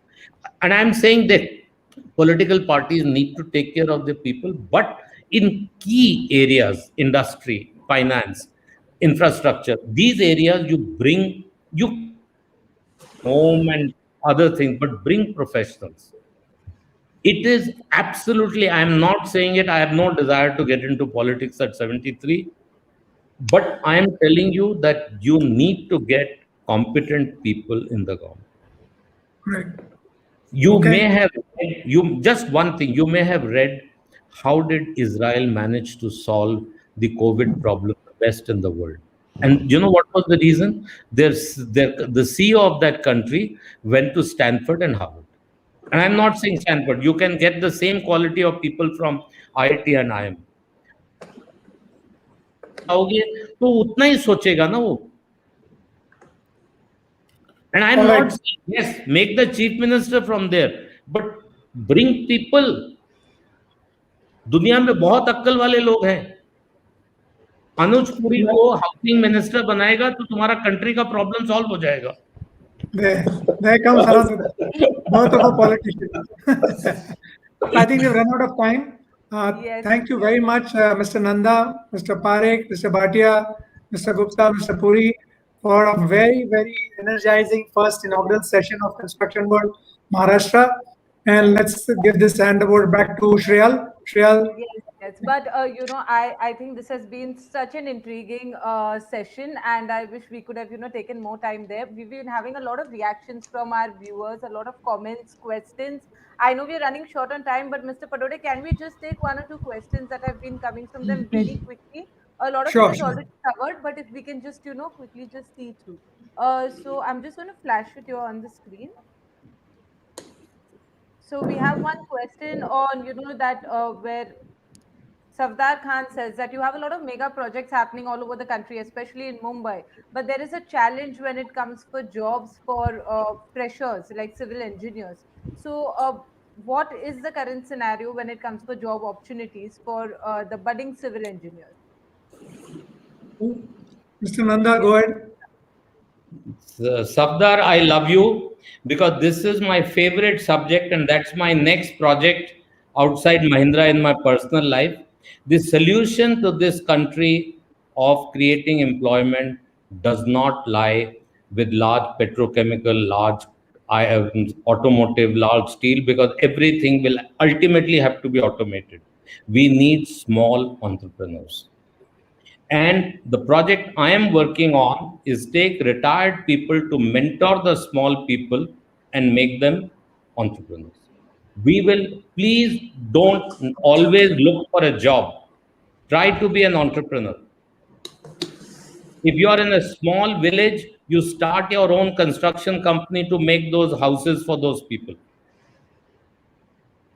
There is a huge ecosystem. If you want to have a thing on that, I'm very happy to speak for 3 hours on how it can be done.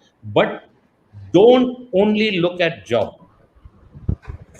Shriyal, what's The question? unicorns have not come from job. So I'm taking the next question. So we've had a lot coming on 3D printing. This is one of the comments, but one question also said that there's a challenge in also convincing clients to opt for 3D printing constructions. So if we could just respond to this, that how can you convince client to adopt 3D printing, and what is the future of 3D printing construction in India? Ankur, would you like to take that? Yeah, sure.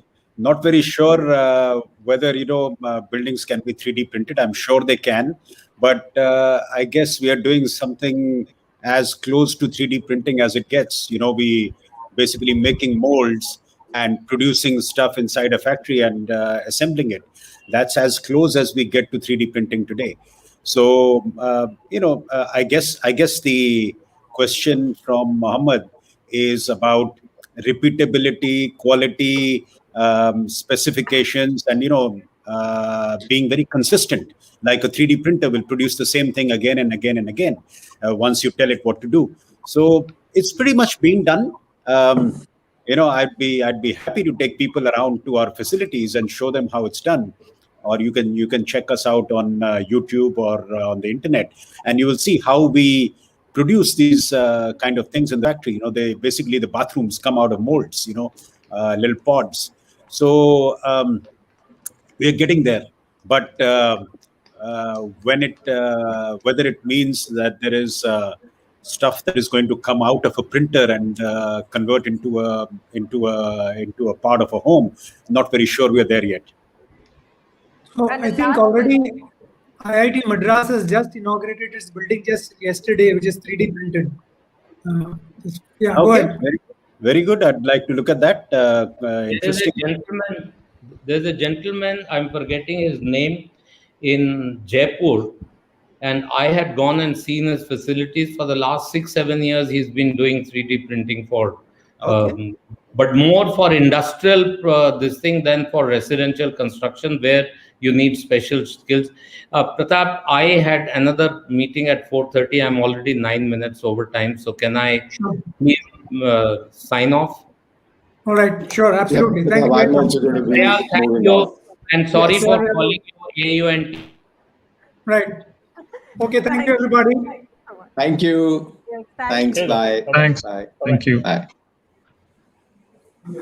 So, ladies and gentlemen, up next we have an interesting session on mega project opportunities in the state with a deep dive इसको into the बुलाओ. Mumbai Eastern waterfront, port redevelopment, and future possibilities along the eastern waterfront.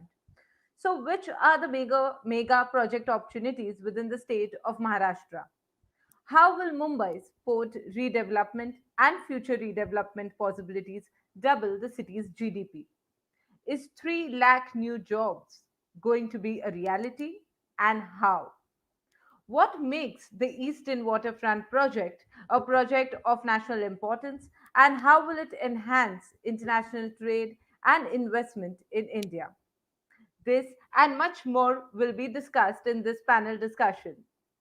Before I invite all the panelists, because they're just joining in into the stream, so as they join us in, you can view a quick video on Construction World who and ASAP Info Global Group who are bringing this event to you today.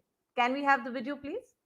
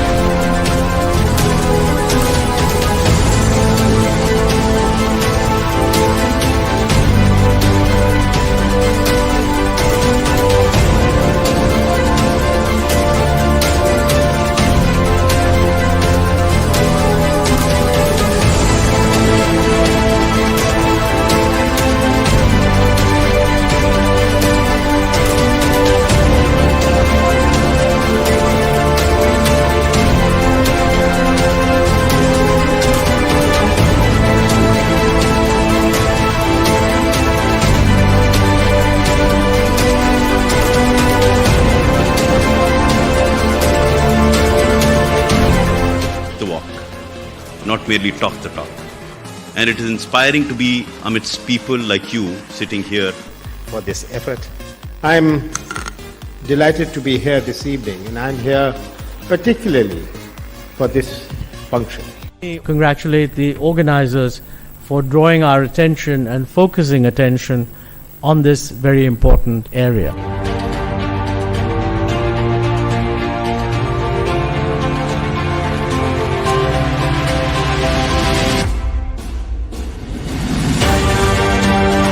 Pratap Pododo, who is responsible for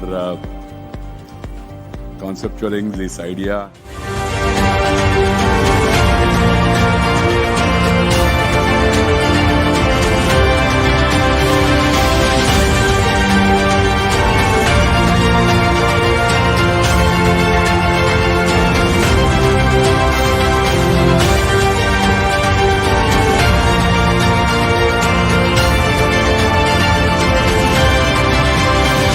Thank Aspire for this event this evening, underscoring India's commitment.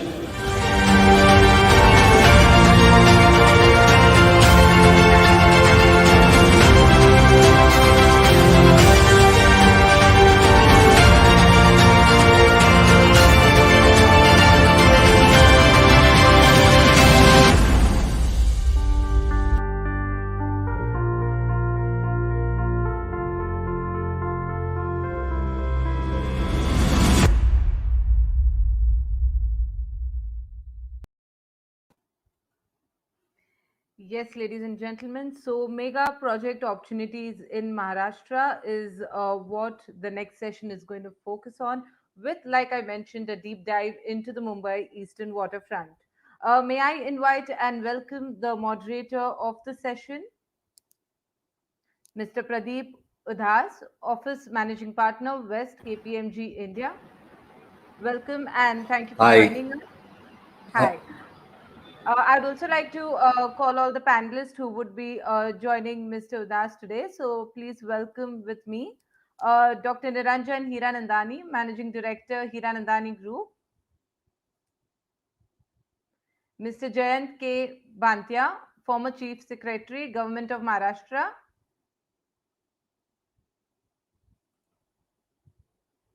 Vice Admiral I.C. Rao, retired PVSM AVSM.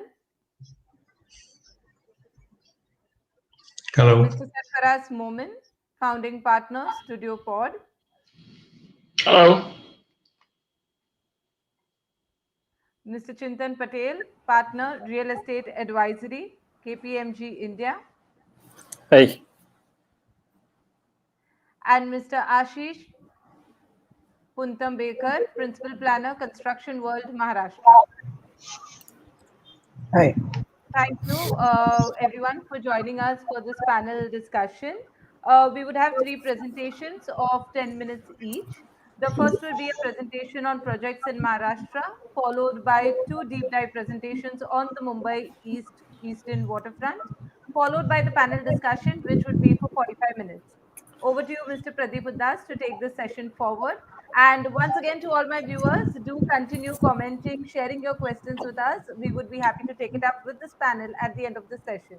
Over to you, Mr. Uddas.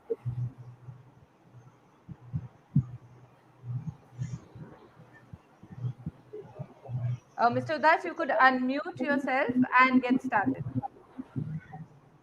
We are unable to hear you because you are on mute. Okay. Yeah. Hi. Thank you, Shriyal. Can you hear me okay? Yes, perfectly fine. Okay. Good. Good. So it's wonderful, in a time like this, when the whole country is in a survival mode, and going through such tough times. It is good to see that we do see that eventually we will come out of it, and there is a lot to look forward to for the world and for India and for Mumbai. I'm so glad to have this wonderful panel. Dr. Niranjan Hiranandani, whom I have known for many years. He's the, you cannot have a discussion on any major development and not have Dr. Hiranandani there, because he's always been very, very thoughtful, has a great vision. He's proved it himself, and he's very open to discussion. He's he epitomizes what world-class developer should be. So thank you for being here, and of course Mr. Rao, Vice Admiral Rao, my colleague Chintan Patel, who heads Real Estate Advisory. I thought it'd be good to have him. Mr. Bantia, and of course, indefatigable Ashish, who it takes men with a lot of courage and perseverance to stick with something, and keep pursuing a dream. Whether people may ridicule and say, "What are you talking about?" Even I myself, at times, said, "Ashish, are you sure?" It is such a big thinking. The vision is great, but how do we get people behind it? And at times, even I have felt, but I really admire Ashish for really staying with it. Of course, we still have to achieve it, but the fact that even in times like this, that he's able to pull this together, I'm very happy about that. And of course, Sarfaraz Momin, who's been part of that visualization. You will see some amazing thoughts that they have. What I would like to do highlight for the listeners is that this is a very holistic development idea, the kind you would see in sometimes in some Europe or in Singapore or in some parts of the US, where they think big. things scale. And Ashish always told me when he met me, he says, we always think, like, oh, this is my small area, etc. Why can't we think holistically? And the vision for this Eastern Mumbai waterfront is that which will create, doubling Mumbai's GDP. And there are examples for that Singapore, Hong Kong, where waterfronts like this have actually, even in Canary Wharf in London, where waterfronts like this have created amazing economic value for the region. So if this was done, it will double GDP of Mumbai. Some over 9 lakh jobs would be created, and which we all have come to value is the environment because of this COVID, right? The whole world is understood, and this will increase as cover of Mumbai, green cover, by 600%. So there are a lot of ideas. I mean, affordable housing for 1.2 million people. So I really wish we can have a good debate here, get discussion going with the esteemed panel. The idea is to really, there are some 13 areas, they're discrete areas right now where different things are being done or not done. They're lying vacant. Some land, factory lands which is not used, or some Navy, Mr. Rao, there are some Navy land which is not, it's just lying idle, the asset is not sweating. And so 13 areas would be kind of, the way Ashish and Sarfraz will present is kind of narrowed it down to, 3 major objectives of having 60 acres of super tall buildings, business district, Disneyland, flamingo reserves. Totally, it's about $16 billion of investment. So big thinking that has to happen is also where will the money come from? How would we raise the money? But I think if we have the right vision and right people behind it, the money could come. I think so. That is something that, again, Chintan, maybe you can put your thinking hat on, and when we ask you questions on this, this will be achieved through some 14 different projects. So that also is a massive task as to how these 40 projects, like orchestra, in tandem, they have to work together to different projects to achieve the eventual vision. So I will now pass it on for the next presentation. Ashish, is it would the presentation you want to follow, or do you want to have a few words from Mr. Hiranandani, Mr. Rao, etc.? As discussed yesterday, I think, let's, because if we have a discussion in the beginning, then there will not be, it will get split into 2 parts, the discussion. So very quickly, we'll go into the presentation. So get the vision going, right? So Ashish, then why don't we get started? I've just given a highlight. Yeah. So Sarfaraz, can you just go ahead and make your presentation?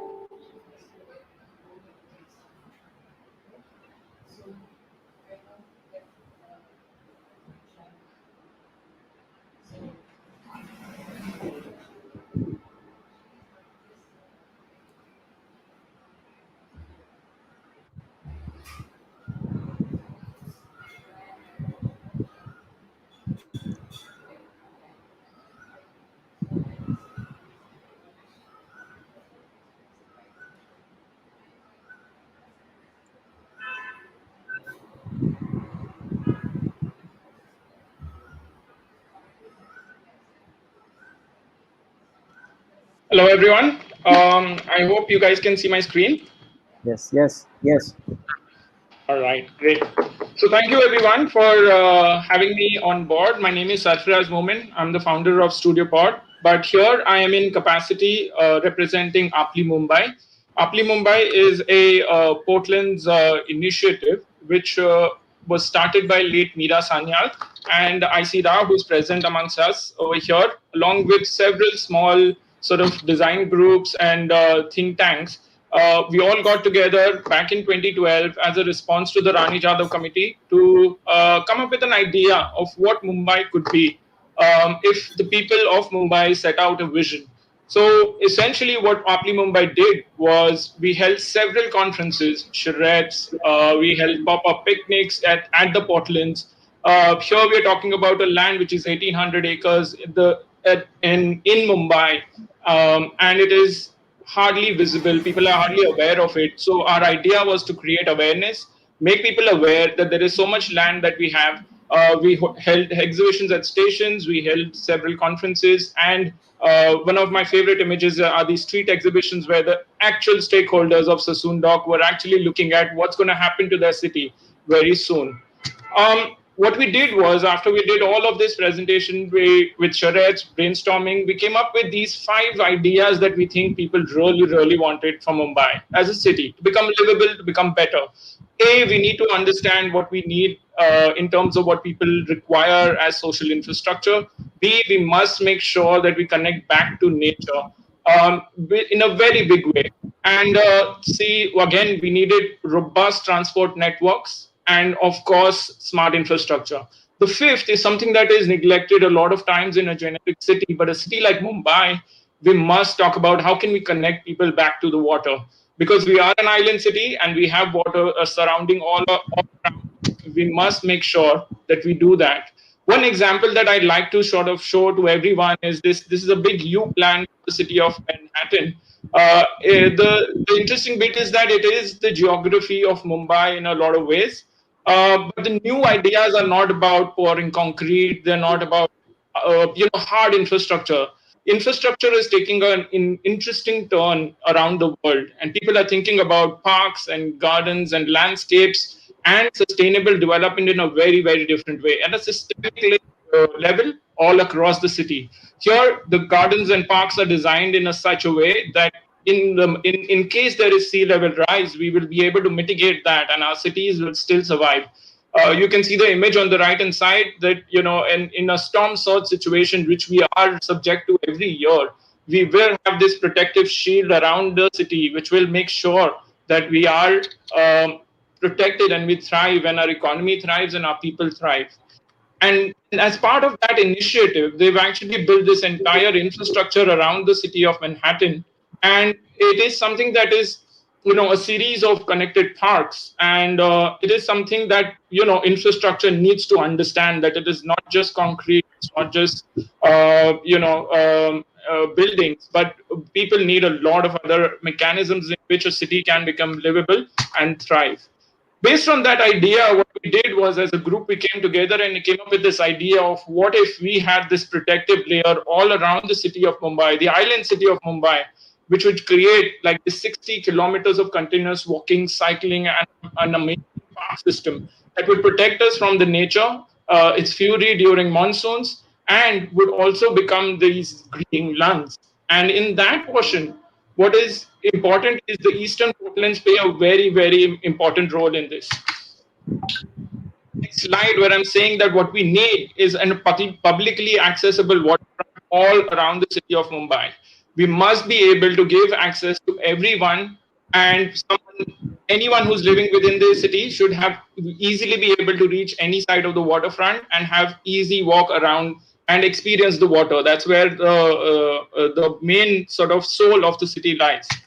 And a lot of it is not about creating, a lot of reclamation or anything of that sort. It is about creating this little buffer, creating this little refuge of green that will allow everyone to be participant in this city.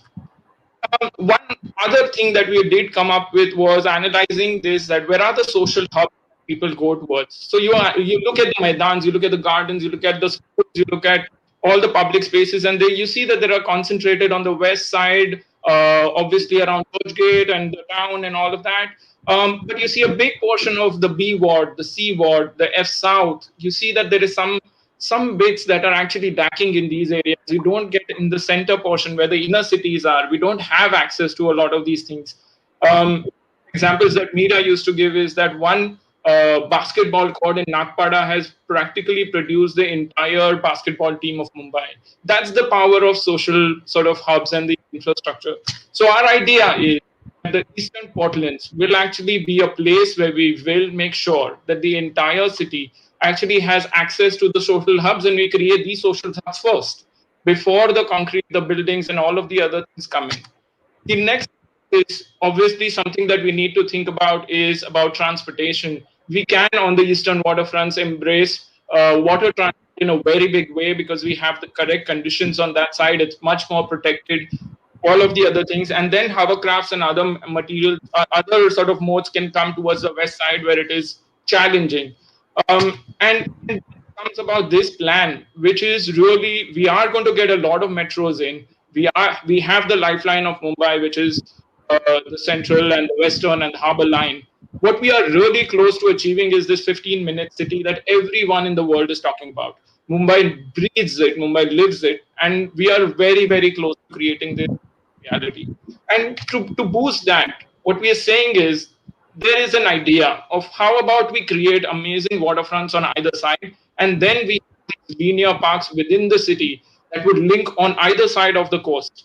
Anyone living in the middle or center or any part of Mumbai will be able to, within 15 minutes or 10 minutes, even reach either side of the coast. And these linear parks, we've demonstrated one of the areas where Maulana Shaukat Ali Road can actually be transformed very, very, transit-centric green street that will link either side of the coast and would become an amazing livable city. This is what Paris did back in the 1850s. This is what a lot of cities are doing. They're rethinking their streets, their transit in a very, very different way. And this leads us to,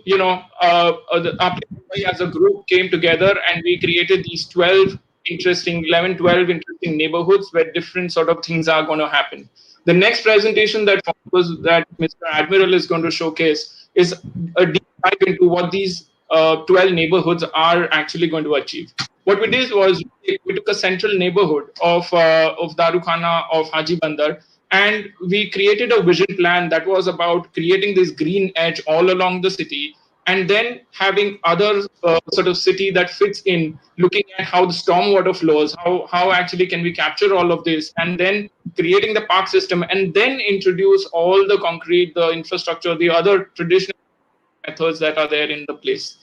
And eventually what we want is this really cool sort of, catalyst that will actually kickstart this process of transforming Mumbai, where we develop Eastern Portlands, but it is actually a much bigger redevelopment of our city, where we make it greener, we make it more connected, we make it socially just, and we make it accessible to all. Thank you.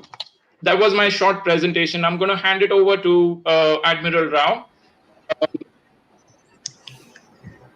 From this point onwards. Thank you. Now, may I start? Yes. Mr. Vadas, may I start my presentation?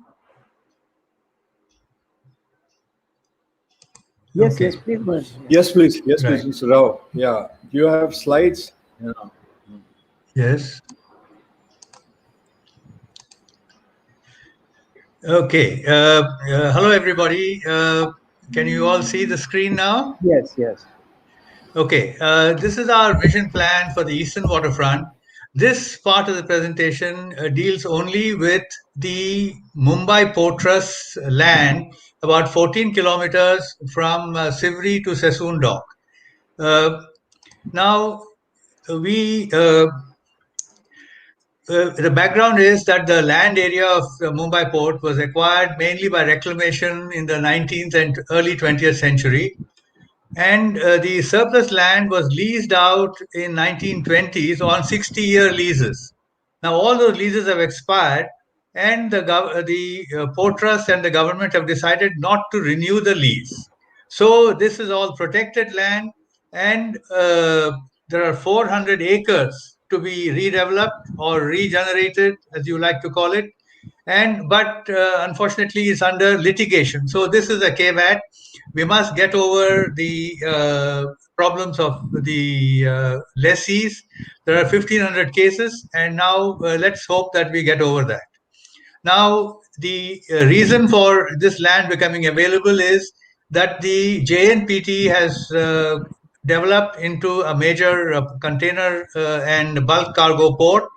So the Mumbai port traffic has declined. Mumbai port without JNPT is now the 8th largest port in India, out of which basically petroleum into Butcher Island, which is now called Jawahar Dweep. That is the major source of income for the port. The cargo, dry cargo, is declining fast because the ships that are carrying cargo now are much bigger and they can't be accommodated in the water depth that is available in Mumbai port.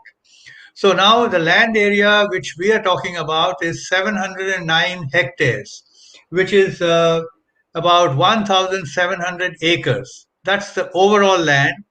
But let us now concentrate on 200 hectares, which can be made available, which is now basically vacant, and it can be planned for gardens, roads, open spaces, and tourism-related facilities. Out of which 66 hectares in the plan, which we will be coming to, is for commercial exploitation that will generate the income for the rest of the development. 93 hectares is also proposed to be reclaimed to form a central park. This is actually very highly silted up water area opposite Sivri and Haji Bandar and Darukhana, where with a minimum amount of filling, you can create a park which will be a great boon for the city of Mumbai, especially for the central part. Now, we looked at the situation and found that if we were to divide the area of the 14 kilometers into small neighborhoods, each one could be taken up individually and developed instead of having a huge plan which would not be feasible. Therefore, we created from north to south about 12 what we call neighborhoods. Now let's go down from Sivri. The first would be that it's naturally a park because there is already the Sivri fort. There is a very ancient dargah there.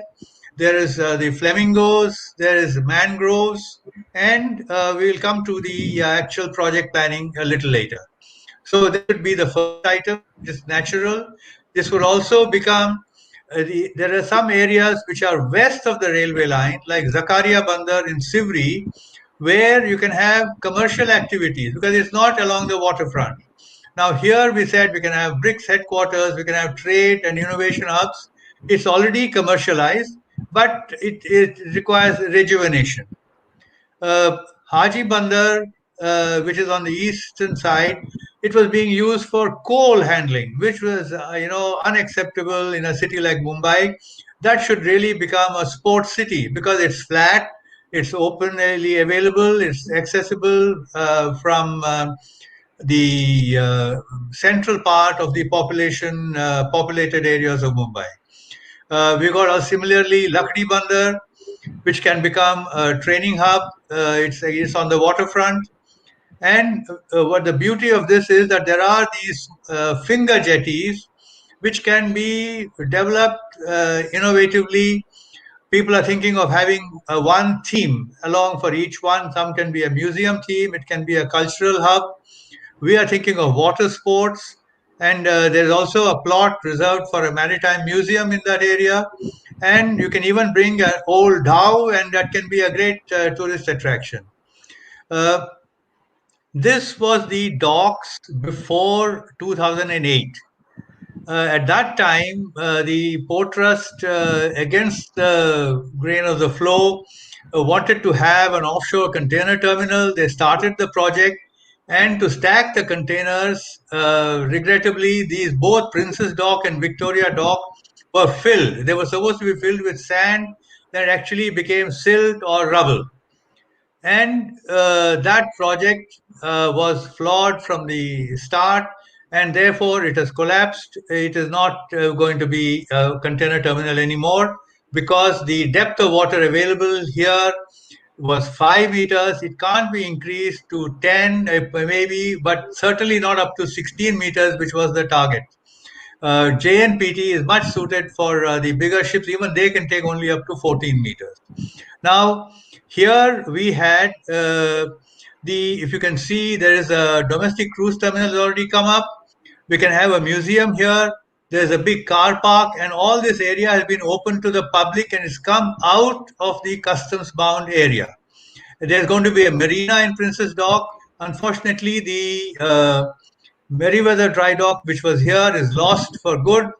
And we feel that this can be revived into a very nice marina and a tourist hub. There are going to be restaurants. This is already planned, amphitheater, etc. in this.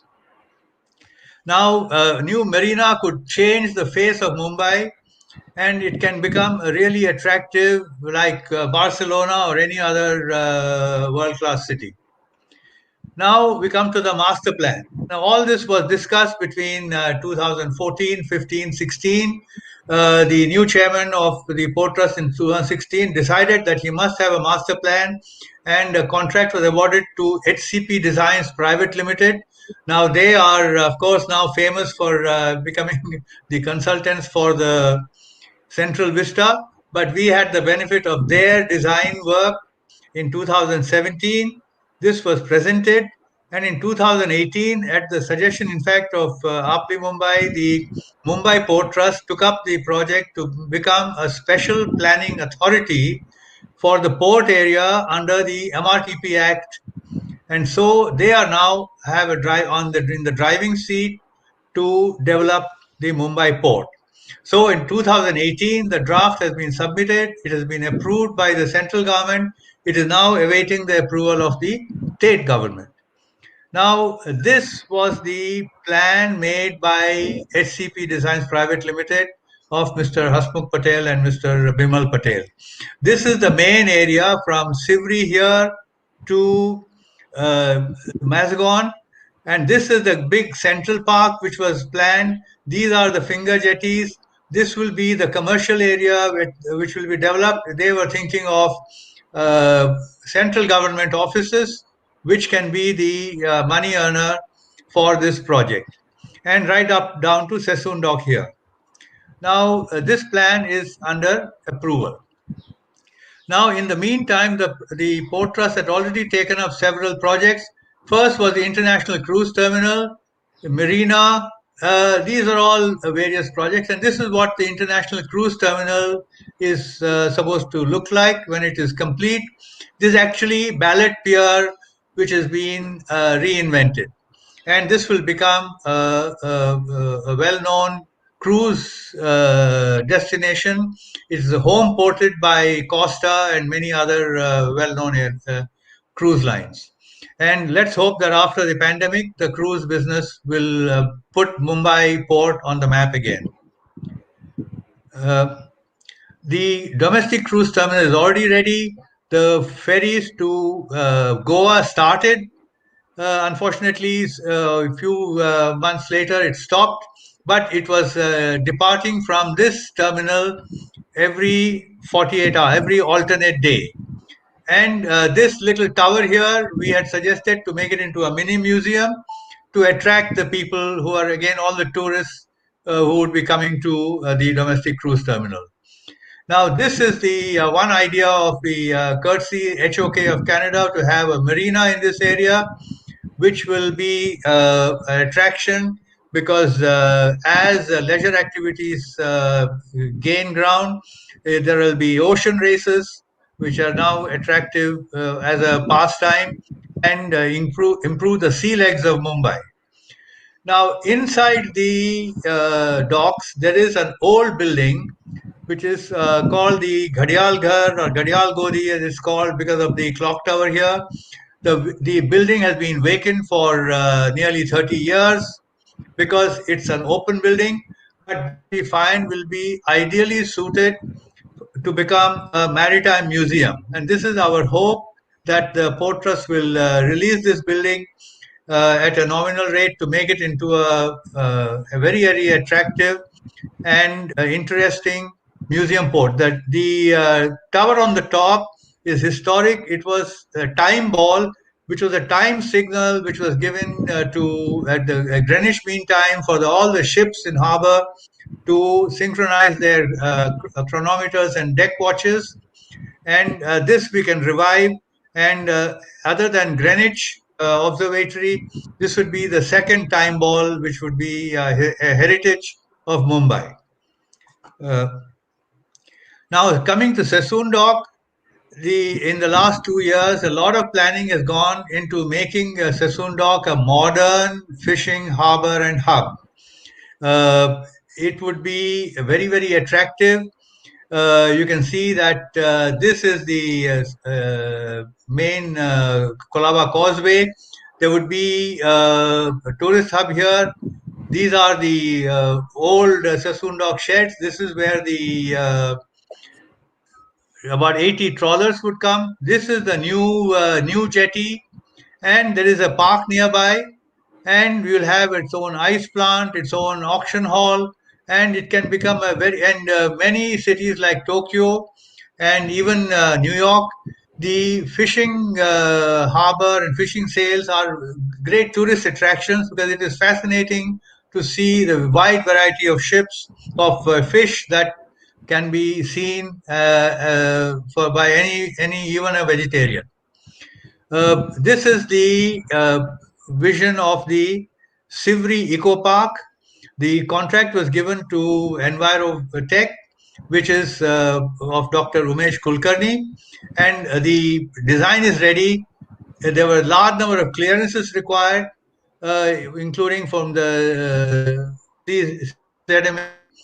Now only the mangrove cell of the forest department has to clear it because we want people to be able to walk on these planks into the mangrove area, see the environment there, and it will become an experience for people to visit the mangroves, which they can only see from a distance now. Now, all these things are giving us an opportunity to make Mumbai city, which has developed only around housing earlier, into something different. Even the mill lands, which was a great opportunity, turned out into virtually a housing project, and a few IT projects which do not meet the environmental standards, infrastructure upgradation. But all these, I feel, should be attempted in the 200 hectares which are there. And this will be the soul of Mumbai. Whereas the further developed in the next presentation, you will see that from north of Sivri, that is Mahul, Chembur, and those areas, there is a lot of redevelopment which can be done by moving the refineries which are outdated, the fertilizer plant which is now too close to our city. And I now hand over to the next speaker, Mr. Ashish, our great visionary, Mr. Ashish Puntambekar. And this is doable, and let's do it. Sarfaraz, can you please put my presentation on? Thanks.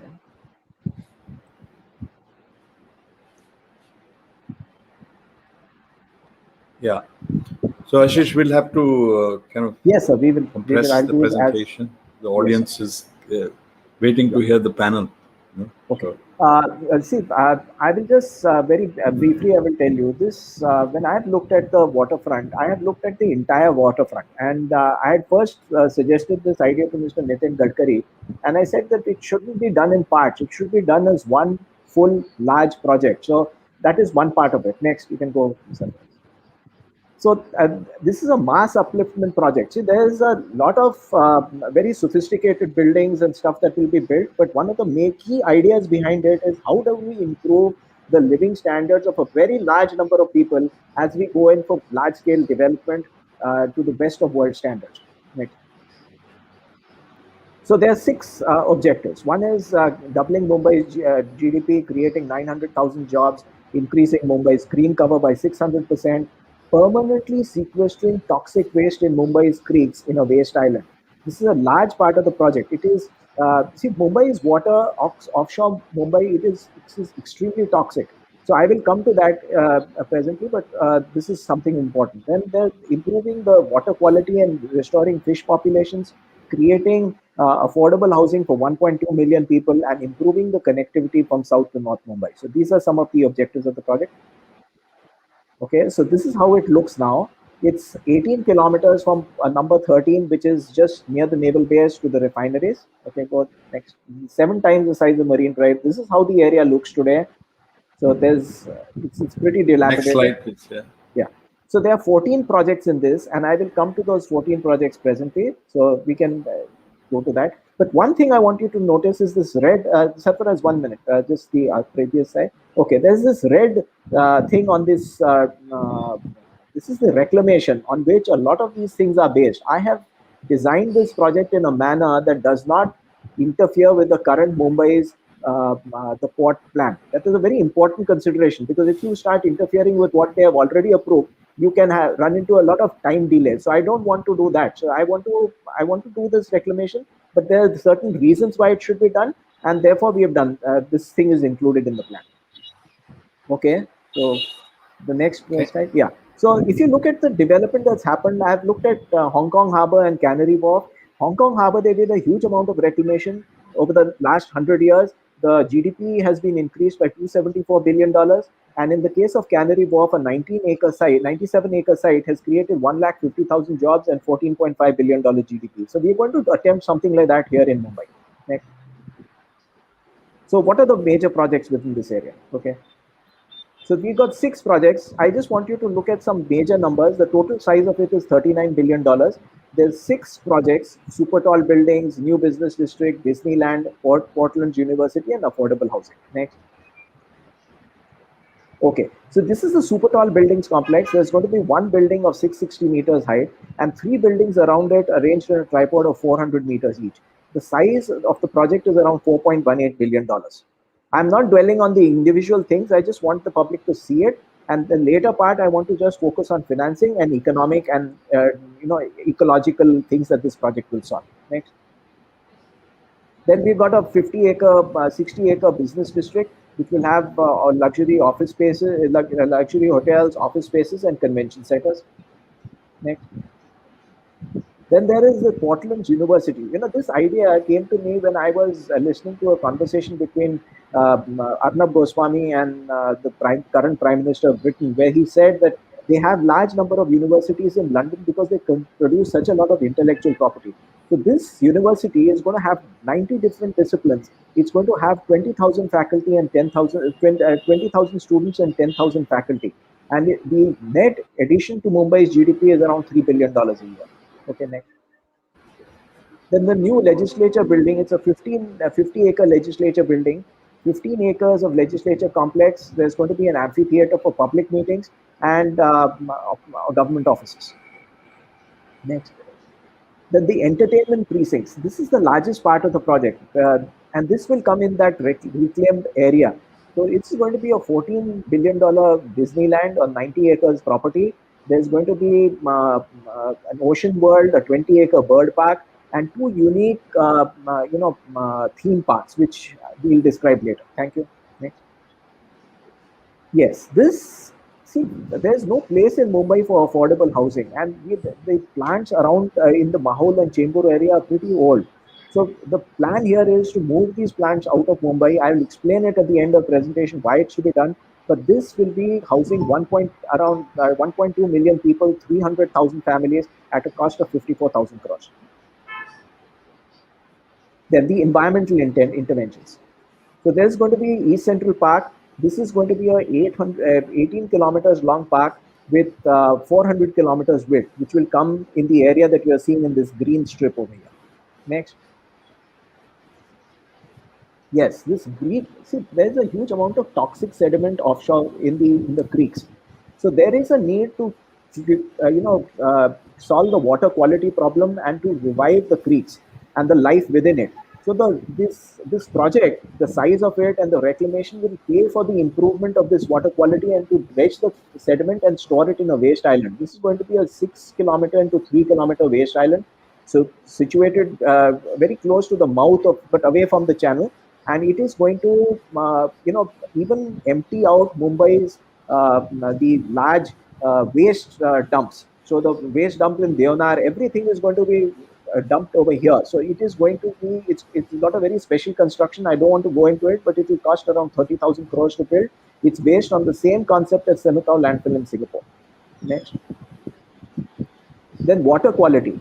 Most of Mumbai's waste is dumped without treating it. So there's 2,100 million liters which is dumped every day. So this, there are going to be 10 plants of 200 MLD each, which will be set up at a cost of around, it's not going to come in the waterfront area. This will, the waterfront reclamation will pay for this. So that is why we need the reclamation. Okay, next. This is what the waterfront will look like in 2028-30. Next. Now, where does the money come from? See, the concept of the urban equity withdrawal comes out through this slide. Larsen and Toubro had made a presentation to the Govt of Maharashtra in October 2015 regarding a 93-acre plot in Bandra East. L&T's idea was that they would spend 30,000 crores on this property. They will sell it for 1,25,000 crores and give the Government of Maharashtra 70,000 crores in cash. The design is similar to a fast breeder nuclear reactor, which produces more cash than it consumes. So this is the idea that is going to be used in the waterfront area and along the entire eastern waterfront, and it will generate a huge amount of money. Next. Next. So yeah, go ahead. So this is the thing, the concept. This see, I have in my plan I've reserved around 834 acres for dense forest. The rest of the 2,796 acres will be given on the 90-year lease to developers. So it remains the property of the Port Trust, and it remains the property of, there's a special organization that we set up to to administer this. Now the corpus of funds that will be created will be 4,19,000 crores. So next. Yeah, this is how the money will be invested. This is the use of funds. There will be 6 SPVs which will be investing this money in super tall buildings. The government will be a part of it, so it's a PPE. So these things, it's been very well thought out how this money will be invested, and a grant of around 1,80,000 crores will be made to SPV number 6. Now there's a reason for this. The idea was to take out some of the money from this very high value property and invest it in schools, hospitals, and to increase the living standards of people across Maharashtra. That is one of the major aspects of this project. Next. Yeah, so what will SPV 6 do? SPV 6 is going to build 60,000 check dams across Maharashtra to increase water tables. Water tables have fallen from 125 feet to 900 feet and even 1,200 feet. So these water tables, investing in these check dams all across Marathwada and Vidarbha what it will do is it will create 600,000 jobs in these places. It's going to create 60,000 fisheries and improve the agricultural productivity all across the state. Then there is going to be 2,000 secondary schools, 300 hospitals, 6 universities in rural Maharashtra, and 12 new eco-times and tribal areas which will be financed by SPV 6. There's also, see, we don't have enough money to develop these, to build the kind of, clean energy that we require. So this project is also going to finance a 2,000 megawatt offshore wind farm based on ocean spar technology, and the plants will be built in Tuticorin or along the Saurashtra coast. The size of the project will reduce the cost of the wind turbine to lower than 18 crores per megawatt. Next. Now, what are the investment multipliers of the project? This project at 39.08 billion will have an investment multiplier impact of $117 billion. It will create 300,000 jobs within Mumbai and 600,000 jobs across Maharashtra. It will create demand for steel for 15 million tons, demand for cement of 15 million tons, and other manufactured products of $15 billion. It will also create 30,000 new jobs in partner countries and result in an investment by sovereign wealth funds of between 10 to 15 billion dollars in this project. Okay, what are the risks to this whole plan? See, when I looked at the waterfront as a whole, you can go to the next slide. What bothered me was the large and old industrials in Mumbai, these BPCL, HPCL, and RCF. These plants, when they were built, the populations were very far away from them.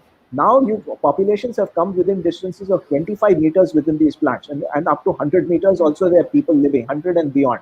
So this is a very dangerous situation, and I can show you next time why these plants need to be moved. There have been accidents in these facilities. The refinery at BPCL caught fire on 18th August 2018. The RCF plant had an explosion in July 2018 in their boiler plant. So what can an explosion in these plants, which is serious, do? Go to the next slide. This is what happened in the Texas City disaster.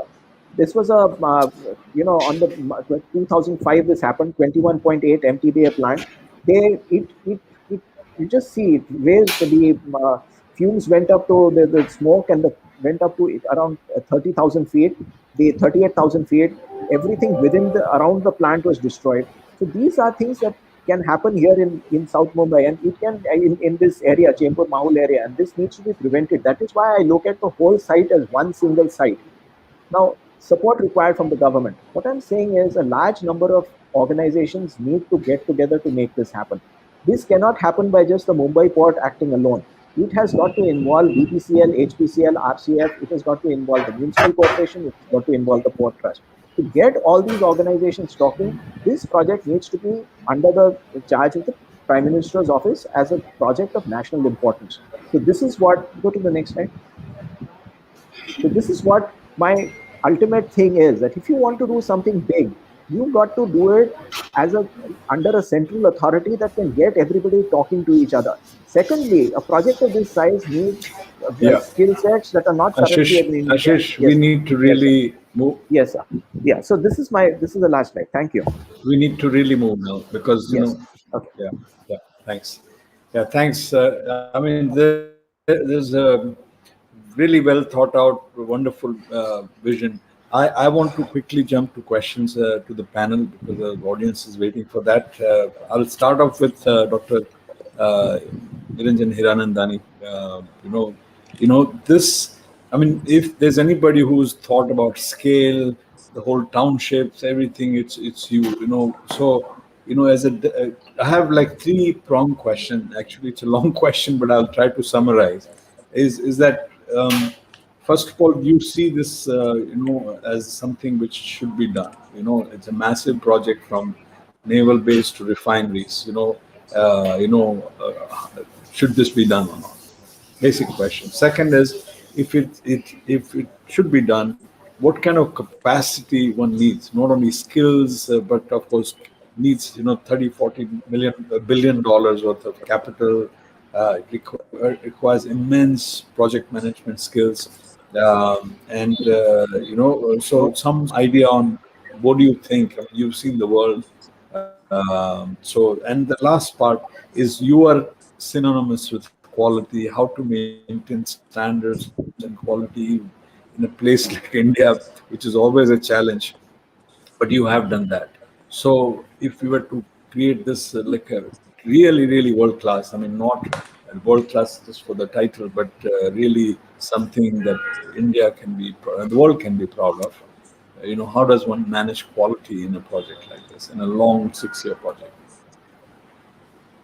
Okay, thank you very much.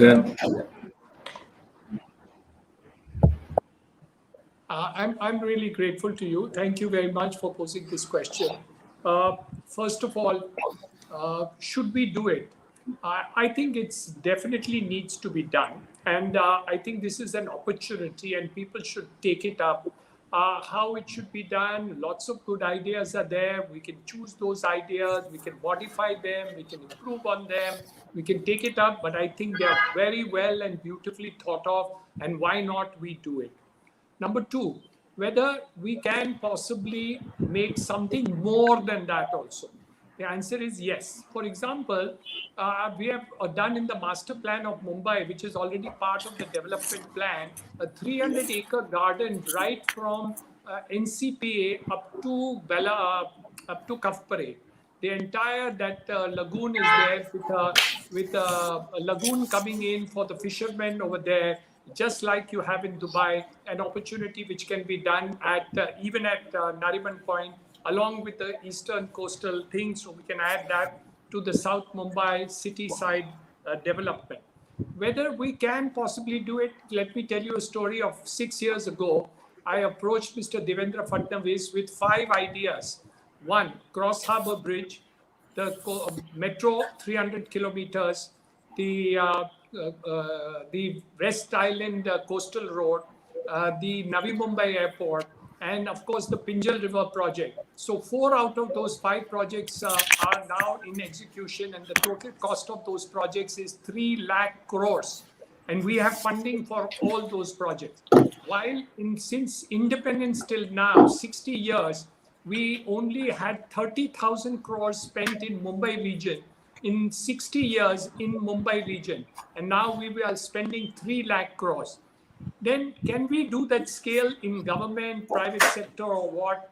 You have a person called Mr. Nitin Gadkari. He started with 4 kilometers of national highway per day. He now does only 35. I'm told now that has reached 37 last week of national highway construction per day. And I'll repeat it third time. 37 kilometers of national highway by government agencies. And he says there is no dearth of money. We can do even better. So it's not that we cannot get the money, and we can definitely do that type of activity, and there is no problem. As far as water recycling that we really need to do too, I set up the first sewage recycling plant of 4 million liters 30 years ago in Powai, and then later on in Thane. The whole city of Mumbai does not treat 8 million liters of water, while we have been doing it for 30 years. There's no reason why the city cannot do recycling of water, and we reuse this water. So our requirement of the city of Mumbai will come down by 30% if you recycle the water, and you will not be putting shit into the sea. So whether we have the project management skills on the whole thing, we don't actually have execution capacity of that at this present time. But it's not that we cannot do it.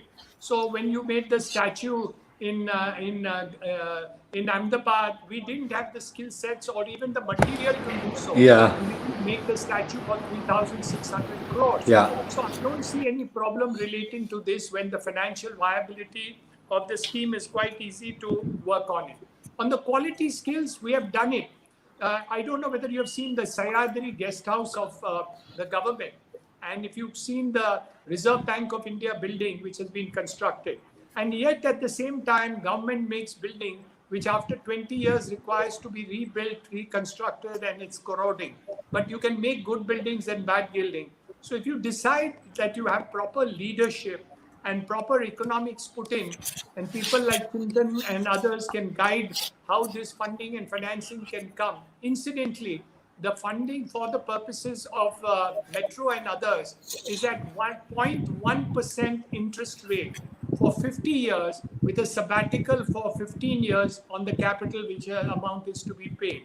So money is not a constraint, project is not a constraint, leadership is available. We have the skills in this country. We have shown it that it is possible to do. What you actually need is somebody to bell the cat and say, I will do it. And you need a person who has the innate capacity, like our Prime Minister or Mr. Nitin Gadkari, or a couple of people like that in the country. If any one of them take this project, I promise you in the next 5 years, it can be done. So I don't see a problem. But just to give you an idea, Pradeep, there is a possibility of developing land right from Panvel to Karjar, which is being connected by the Cross Harbour Bridge, which is going to add twice the land available in the city of Mumbai, vacant and available today for the purposes of development, 20 minutes across the bridge after crossing it. So you cross the bridge and 20 minutes across the bridge, you have twice the land of the whole of Mumbai. So it all requires a vision and idea to do it. We are extending the suburban line from the Central Railway, which is from VT to Panvel up to Karjar, up to Karjar, where the work has already started. So this entire land which I'm talking about will become accessible by suburban rail in the next 5 to 7 years, depending on how fast this whole thing is done. And of course, you have the Navi Mumbai airport. So yes, the answer is beautiful designs that have been shown. It definitely can be done, but you need proper leadership who will say, I'll take it. And if they have the innate capacity. So money is not a constraint. Problem is only that we have to get it. Today, there is so much money available in the world, it's not funny. And they, in fact, are looking for projects like the ones which have been presented today. And I promise you, it won't take more than 3 months to get enough money for the project, provided the feasibility of the project is well designed, approved, and they trust the person to execute the project.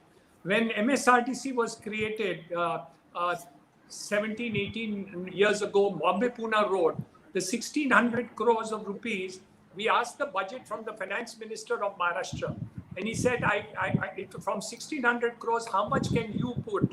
So he said, I can put 10 crores. Actually, he put in only 5 crores over a period of 4 years. And we bought the money in bonds. We raised bonds on the security of lands between Mumbai and Pune. And those lands were subscribed by the private sector. And we got more money in MSRTC than government got in MSEB, which actually went to the market at the same time. So again, no problem at all, only leadership skills into getting all these things to be done.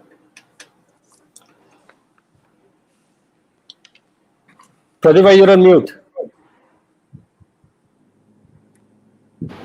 Thank you, Siranandani. I mean, I think it was very, very, encouraging to hear from you that it can be done.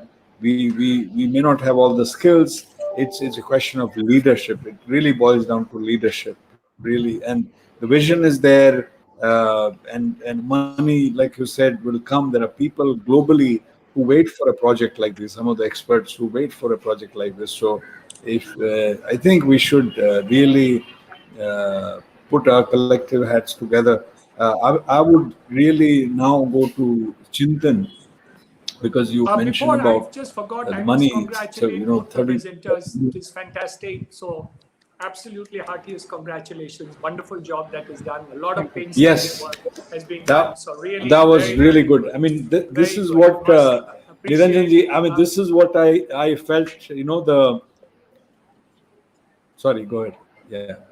Yeah, so I think it's wonderful. I think your that they've internet taken is this way to breaking do up it, in and between. I it don't know, would but definitely is an idea concept which can work very beautifully. I mean, we can always add on and subtract and improve and change a lot of things with different ideas coming from different people. But I think conceptually, it's both of them have been very beautiful concepts that have worked.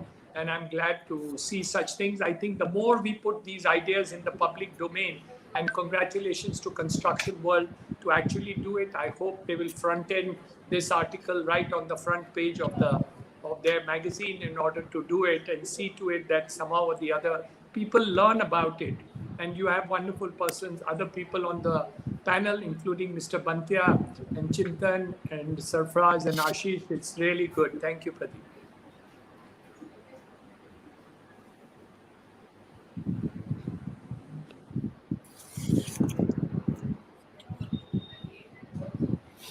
yeah, thank you, Mr. Nandani. Very, very encouraging. Now I would really go right to Chintan, because the basic question, "Maal kahan se aayega?" How it's a great vision. How do we do it? And I think Niranjan ji say that it is possible to raise it, but some of the specific ideas, maybe Chintan, because if you talk about it, how do you monetize 90, this huge piece of land, 90-year kind of a lease, and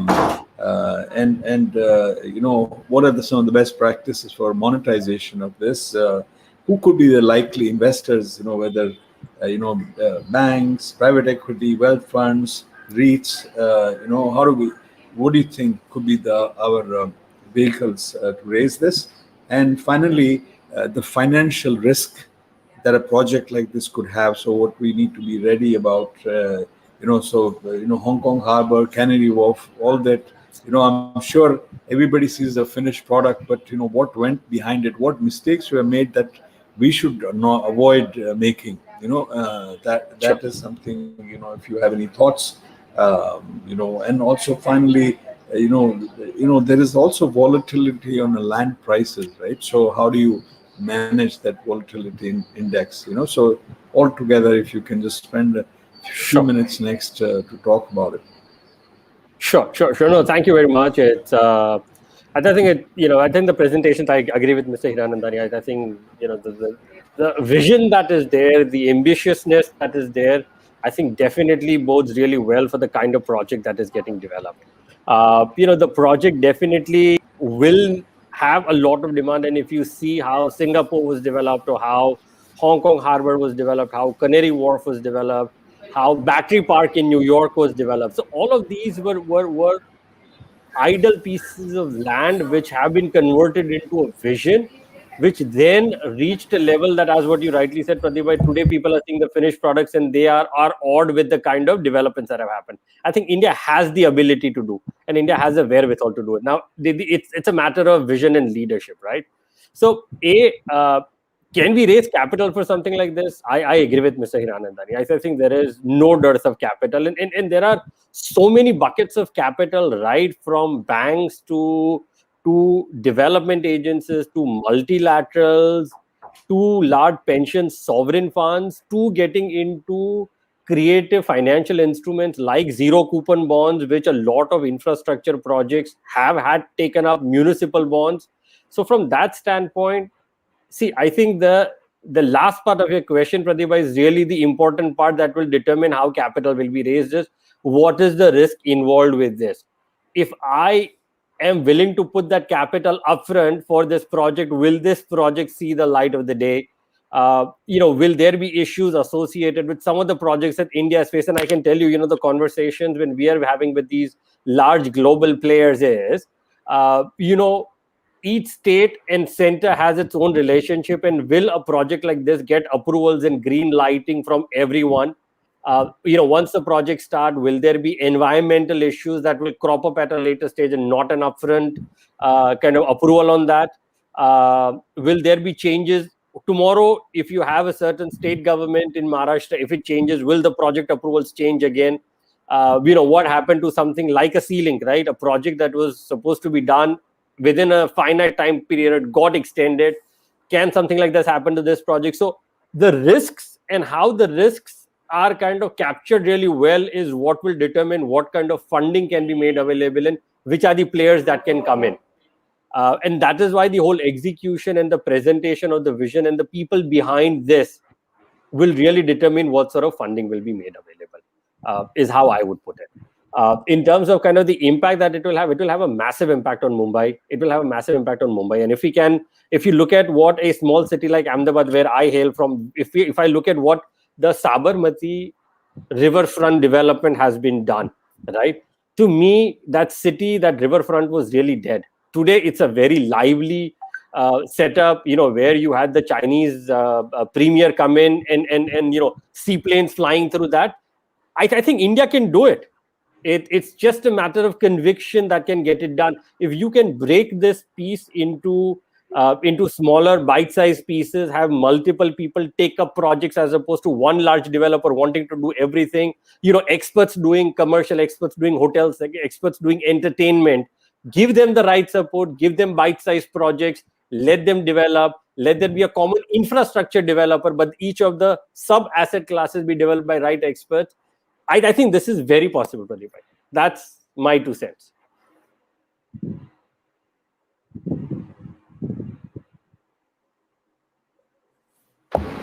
Yeah, thank you. Yeah, so there are people, financial experts who could, come in. You can help Chintan. We know in KPMG we have expertise. There are others we can get involved. Financing part, it's a matter of process in a way. Absolutely. So vision is there. Leadership needs to be there. I would like to move to Sri Jayant Banthia Sahab, who is Principal Chief Secretary of Government of Maharashtra, because anytime a project which involves multiple agencies, people raise their hand and say, "Ye hoga hi nahi," because it's so hard to coordinate. There is internal, sometimes turf war. There is all kinds of parochial kind of thinking sometimes. So how do you? And also there are industries like RCF, BPCL that Ashish talked about. That they need to become, and their old plans have to be given up. So how do you bring it under a single project? And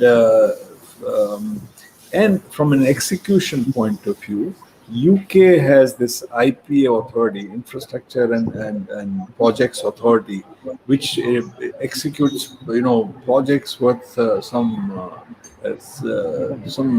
huge, like $500 billion, £500 billion worth of projects. They can simultaneously do 200 projects implementation. Is there a need to set up something like this, in here to execute these projects? So over to you, Mr. Vanthia. Thanks, Pradeep ji.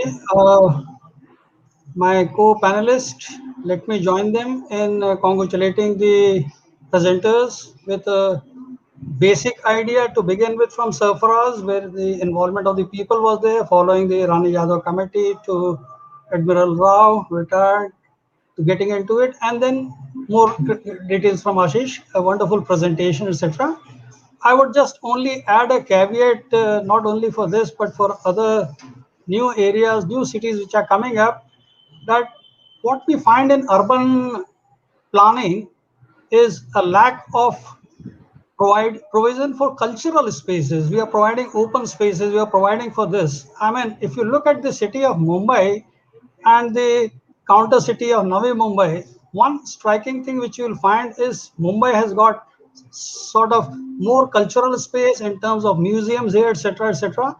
Navi Mumbai will become Mumbai of the 1960s, 50s, something like that in the next 10 years, etc. And we are struggling to have any museums, any of the cultural spaces out there, etc. So I think it's very important. In most of the city development plans, I find that there is provision for entertainment, leisure, etc. But something to preserve art, culture, etc. is grossly missing. So that is only a suggestion. Coming to your three questions broadly, first of all, about even if the Special Planning Authority of Mumbai Port Trust, whose proposal is with the government of Maharashtra as per the presentation, is permitted to go ahead with it, etc. There is what Ashish clearly pointed out, the neighborhood of the RCF and the petroleum companies and power companies and so on and so forth, which is an imminent danger. Right now it is a danger. It is a danger of a greater propensity once this is developed here, etc. So there's no doubt about it. Now, what I really fail to understand in this development plan, while you can always create new plans, etc., etc., why is the provision of saying that something which is sort of outdated, I won't use the word obsolete, but outdated is also used, saying that these places had their relevance once upon a time, 50 years ago, 60 years ago, 100 years ago. But historically, whatever has been there, unless it is something of a great cultural legacy, there's no reason to continue with that, etc. Let us take the case, I'll just give an illustration. I mean, Mumbai grew because of the cotton textile mill in the late 19th century, etc., etc. But for the Datta Samant strike, this textile industry would have paralyzed the city in any case. And most of these textile mills were relocated outside. There's no doubt about it. And for good reasons, etc.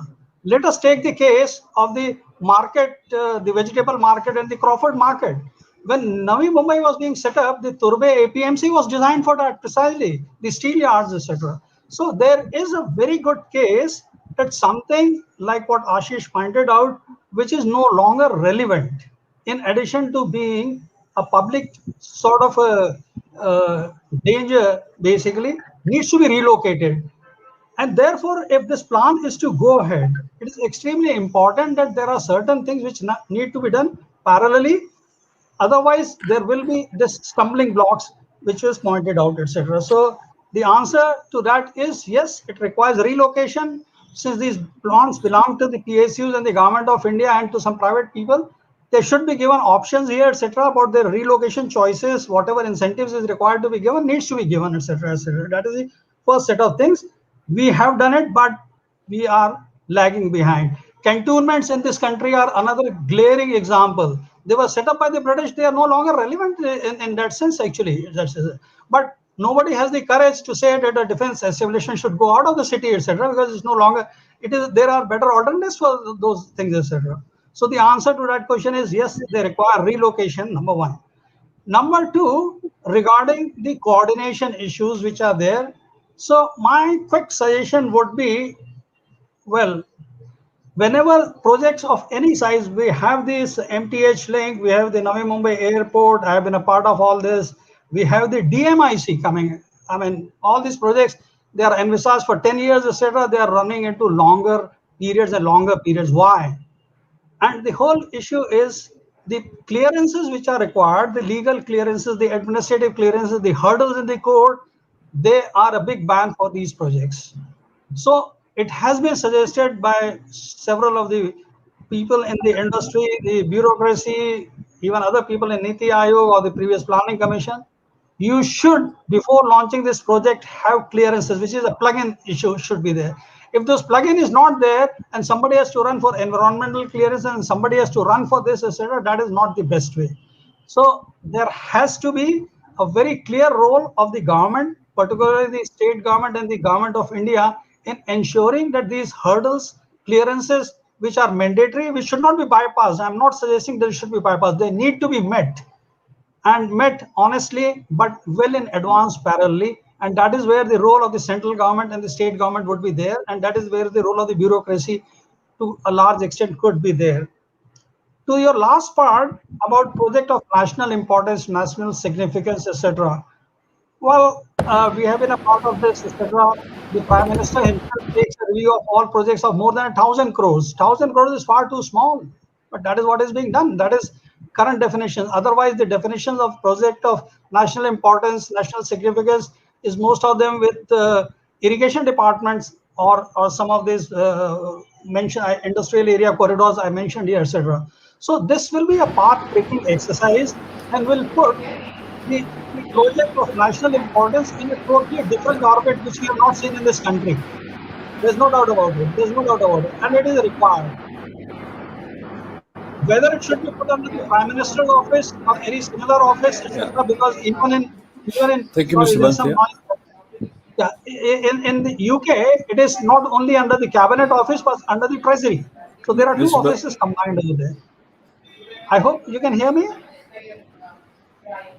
Can you hear me? Okay, so I'll continue and finish. Yeah, I can.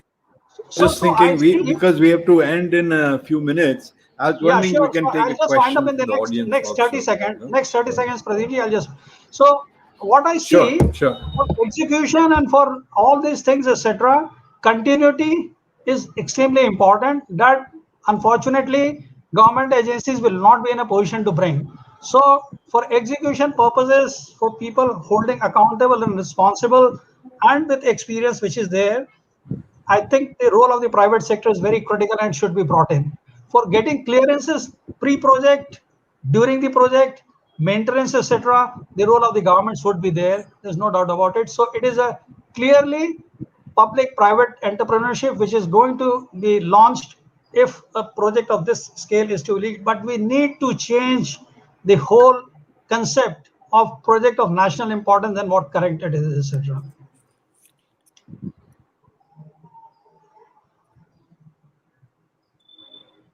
Thank you, Mr. Banthia. I don't know if there's a question from the audience. Otherwise, I would like to. If there's a question, I'm happy to pass it on to our panelist. Actually, Mr. Raj, we are running short on time, so I would suggest you're running short of time. So let me just summarize then. I will. So again, I want to really congratulate Ashish and Sarfraz and Mr. Rao, etc. Coming together for something a project of national importance and in many ways international importance, because India as a country is really is some is an economy that people are saying in future will drive the GDP in the world. So I think we need to think big, think at a scale where we can create billions and billions of like if UK can execute $500 billion projects, IP authority, we can also do this. So I think I congratulate the team here to have that vision, have that idea, and get the debate going. We will get people behind it. What I have heard from Mr. Niranjan Hiranandani is that it is possible to do it. He has seen it happen.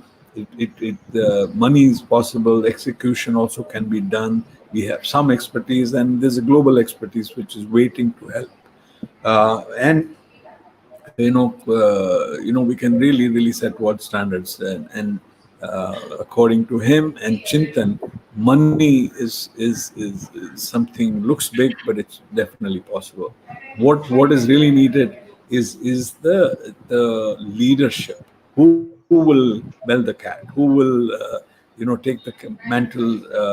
And one of the things that Mr. Rao and Mr. Bhatt also said that we need. This is a national level project, so you need some like PMO, Mr. Hiranand saying either with Mr. Gadkari or Prime Minister to take this project up in next 5 years. It can become a reality. So, and there are so many. Some of this presentation, I don't know, Ashish, would you be putting up in a public domain Yes, for we'll put it people on to debate and look? Construction Because World's some of website the now. slides were. We'll put it Okay, up on wonderful. Construction So World that people website. can go there and see, because Yes. yeah, it's really well thought out. In many ways, and bringing all this, for creating 9 lakh kind of jobs. It will double the GDP. You can imagine. I mean, if Mumbai GDP can be doubled, Mumbai GDP itself, I don't know what percentage of national GDP is Mumbai, but it would be huge. And of course, you like you said, it's a holistic. It's not just get richer kind of a project. It's something which is with affordable housing, many things that it's going to benefit everyone.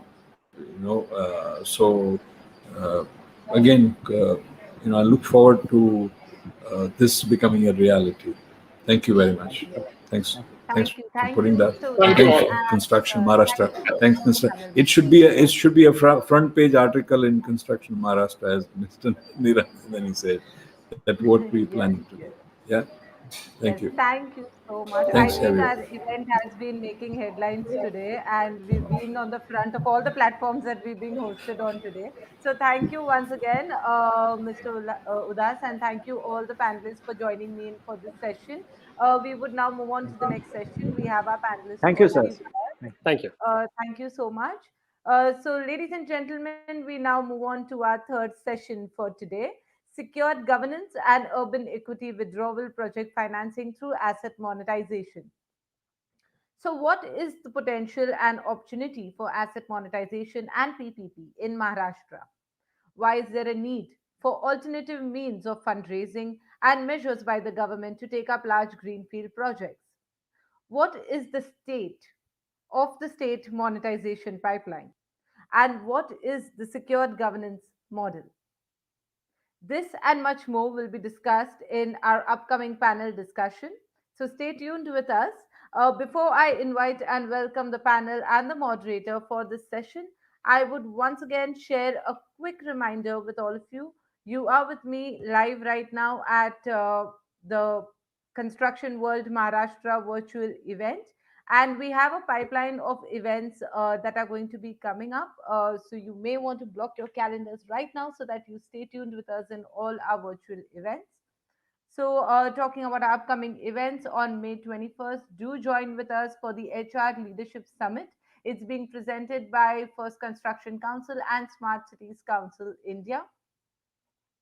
Also, moving on May 21st, we have the Pharma Cold Chain Logistics Summit, again presented by Smart Cities Council India and Infrastructure Today. Do not forget to block your calendars once again. And the Construction World Architect and Builder Award, our annual showcase, comes back to you on August 20th. This year, the theme is React, respond to the environment with awareness, creativity, and technology. So, 20th August, we join you with India's top architects and top builders at 5 p.m. onwards. And yes, as part of our Infra Nirbhar series that Construction World has been co-organizing with Swarajya team, we're going to be coming up with a session on railways on fast track, which will be joined by Shri Piyush Goyal, the Minister of Railways, Government of India. So do keep yourself updated with us everywhere. Do be with us on Twitter, on Facebook, on LinkedIn, so that you get more updates about our upcoming events and once we open for registrations. Having said that, yes, we're ready to begin with our third session for today. And may I invite and welcome the moderator for this session, Mr. Suneet K. Maheshwari, Managing Partner, Udvik Infrastructure Advisors. Thank you for joining us, Mr. Maheshwari. Hello. And inviting our panelists to join Mr. Maheshwari, please welcome Dr. P. Shekhar, Chairman, Global Smart City Panel. Great to have him. Thank you. Mr. J. Padmanabhan, Director, Crystal Infrastructure Advisory. Hi, great to be here. Thanks. Welcome. Mr. Supratim Sarkar, EVP and Head Infrastructure, SBI Capital Markets.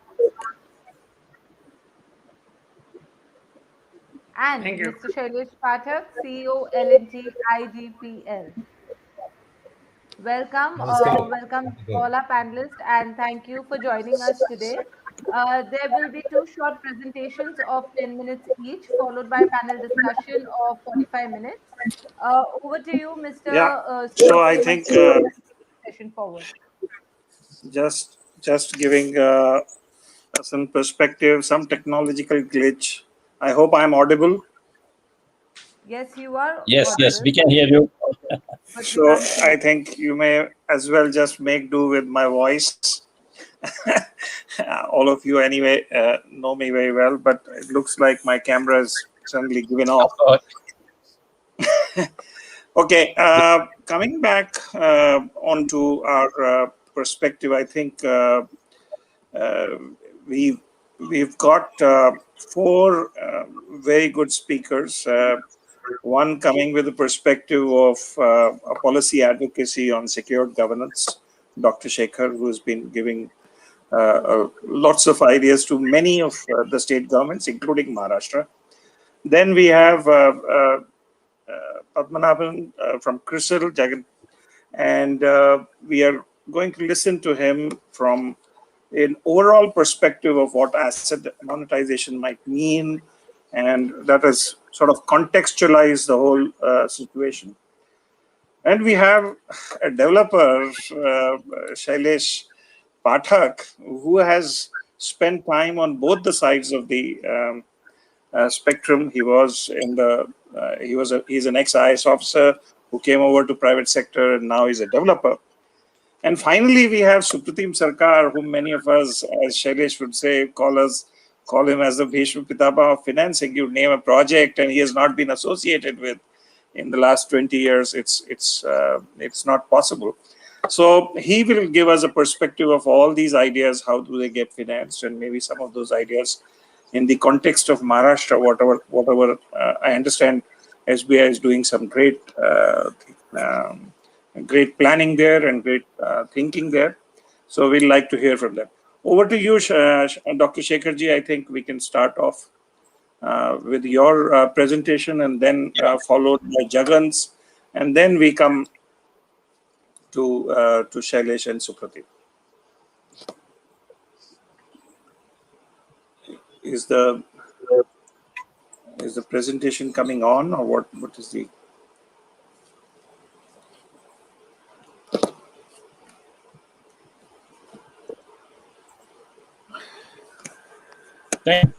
for this well-conceived, well-planned event.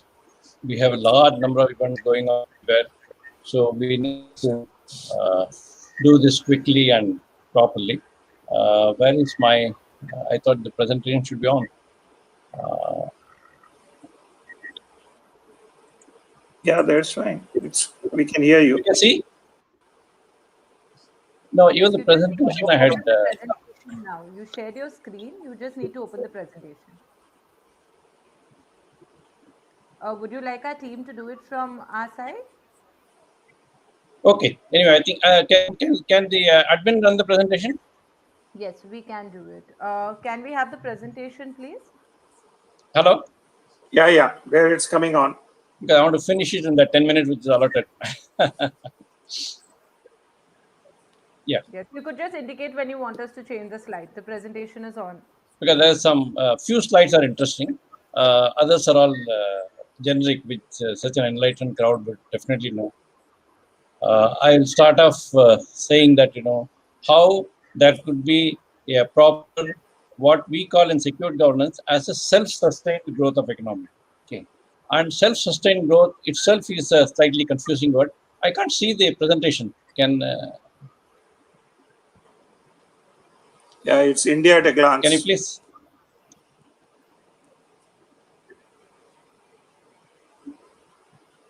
Yeah, India at a glance, but okay, India at a glance. I cannot see, but yeah, it's a slide to India. Yeah, okay. Now I can see. Thank you. So India at a glance. Yeah, now I'll quickly through only few of the slides I'll explain, because I'm talking the first slide as India at a glance. Because when we talk of India as a 70-year-old country and all is very quite nomadic.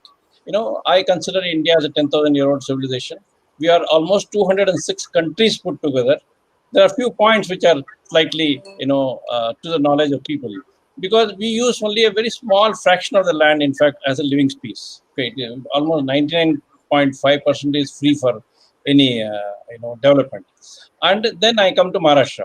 Even as Maharashtra as a state, it is almost, of course, with respect to taxes, we contribute almost 30%. And with respect to development, we are almost 10%. And we have a huge resource of, very versatile people. And toward the end, please be prepared to see that one of the live projects going on in secured governance is one of the largest projects in the world, that is in Maharashtra, for which I will also show the way it has been planned. Next slide, please. Yeah. Now, most of this thing, we always say, where is land? Where is land? India has got 17% of India is wasteland. 17%. And I'm not talking the wasteland, which is forest land, mangroves and all. This is purely a land, just like we in old historical way, we talk of in Mahabharata of Indraprastha, and Indraprastha was a wasteland, and it became fertile and good to stay a city in just 2 years. Same way, India has got a huge amount of 17% of India wasteland, and that is throughout India, and that can be the core for any new development. It is new developing cities and making Bombay and Delhi are beautiful cities. If it had 8 and 10 million people in the city, it has got 21 million people and it is crashing.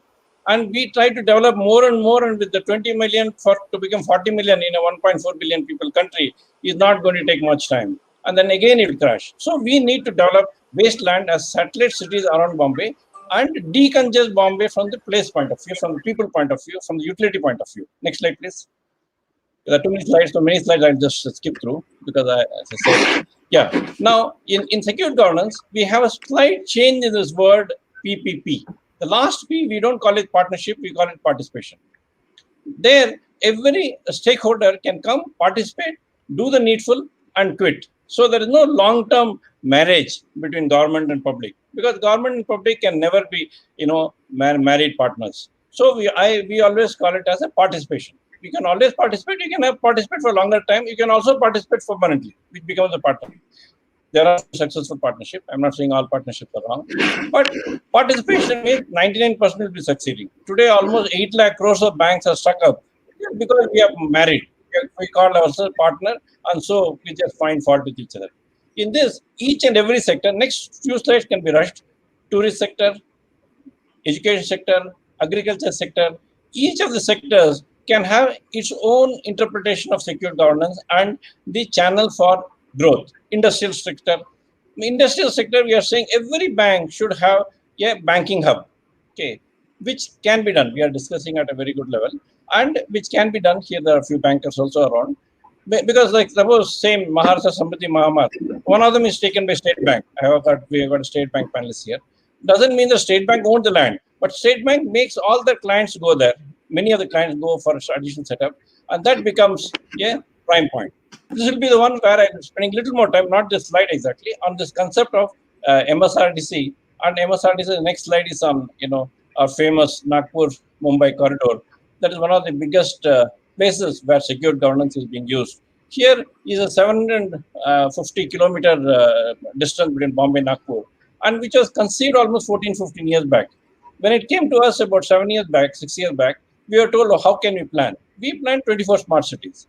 Because in secure governance, we say that let us take the hidden potential for national growth and make value valuation as a structure of funding, which means anybody would find, knowing that, yes, the value is going to go up. When the value is going to go up, the funders are clean, funders are 100% sure of the money coming back, because value creation in even a road or any of the good hardware is almost 100 times and more. Because when you find a place which is not even going at maybe 5,000 rupees an acre, it goes to almost 60 crores an acre the moment the city comes in picture. Okay. Same thing for education. Education is also one of the very, very important hubs we find. And just like any other sector, in secure governance point of view, every sector is got a channel of growth. Education was one of the interesting things where we did have initial problem in terms of how can we find value in education, how can we find value in healthcare. In both these things, what we did was that we played around with the FSI. So in education, many of the educationists who are following secure governance is that they almost get 20 to 30% of the place which is coming as commercial, and the commercial portion is given on rent, permanent rent basis, and that feeds the money required by education. Same way for hospitals. Agriculture is something which is because we got almost we got almost 60% of people are agriculturalists, and we all are an agricultural oriented people. We are all our own secure governance. We say that India has to be the food factory for the world, because the amount of food, the amount of this we do are so heavy that people throughout the world are looking at India as a agriculture hub, but which we are not today. Fortunately, even during this pandemic time, we exported almost 20% more of agriculture products than any other sector. But still, we have a long way to go, because it is a full chain of thing which has to be done. Now, in all this, how do the funding come from? When we say, it is easy to say what we are saying, how does funding come from? Now, in this funding comes, if you have a road, all the values around the road goes up, even the road is conceived. In secure governance, this value is captured to make the road. Most of the road makers are today either paupers or frauds. 10% are fraud, 90% are paupers. Not because they wanted to do, because the road pays money through toll and other traces in 20 years to 30 years. And so only some of the biggest and good roads around some major cities, you can count them in numbers, who pays money in 3 years' time. So, whereas in secure governance, we don't tap this sector of toll at all. We say that around the road, what is the value created by the road, that is captured, which means what is the magic we do? We try to create hubs around the road, on two corners of the road, give the hub maker enough FSI to compensate for the person to make the road itself free, or through a proper mechanism, and the road and replace the road by any hospital, any other infrastructure-oriented item, you would find the same system can come. So here, as I said, the word we use is private-public participation, not partnership. When we say partnership, as I said, there's always a confusion of long-term commitment. In participation, every aspect, whether it is sewerage or lighting or security, they come and go. And this is a small diagram which gives you how the valuation takes place, how the valuation feeds the project, and how the money comes back, and how investment comes more into the system. Today, as was said in the previous two sessions, there are enough investors who would like to come. They only would like to have proper security, which is provided in secure governance, and they would like to see a project which has got multiple sources of funding, multiple sources of return on investment which comes in this particular system, and it takes care by quite many projects are being taken up or on pipeline. Another area where there's going to be a huge development is blue economy. As you know, blue economy is because India is 7,500 kilometers on the border side and 7,500 kilometers is coastline. And it has got almost 1,300 islands and so many things which are there, out of which Maharashtra is no second. Maharashtra has got 10% of India's coastline, 710 kilometers. And it has also got about 25 islands. So these are all can be centers of growth for the state. If you talk only of Maharashtra, of course, our perception is whole of India. And so Maharashtra itself will have a huge gain when these are all used in this. So next slide, please. In another 3 minutes time, I'll close. Yeah. Next slide. He takes care of all the existing rules. There is no need of changing any of the rules. BOT, BOO, BOM, OBM, everything. Please, next slide, please.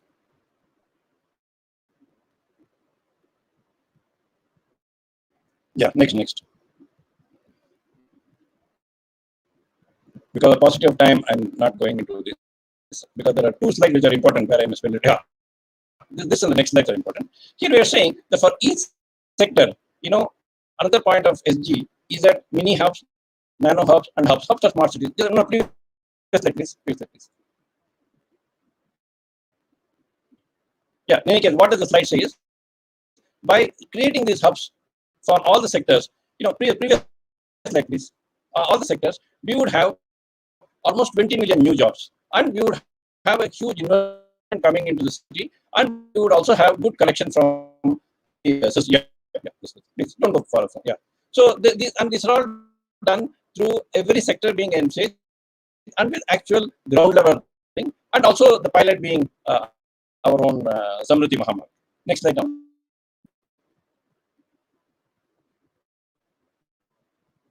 Yeah, for all this, what I have done as a thing is I have done a series of books. Yeah, this is a letter.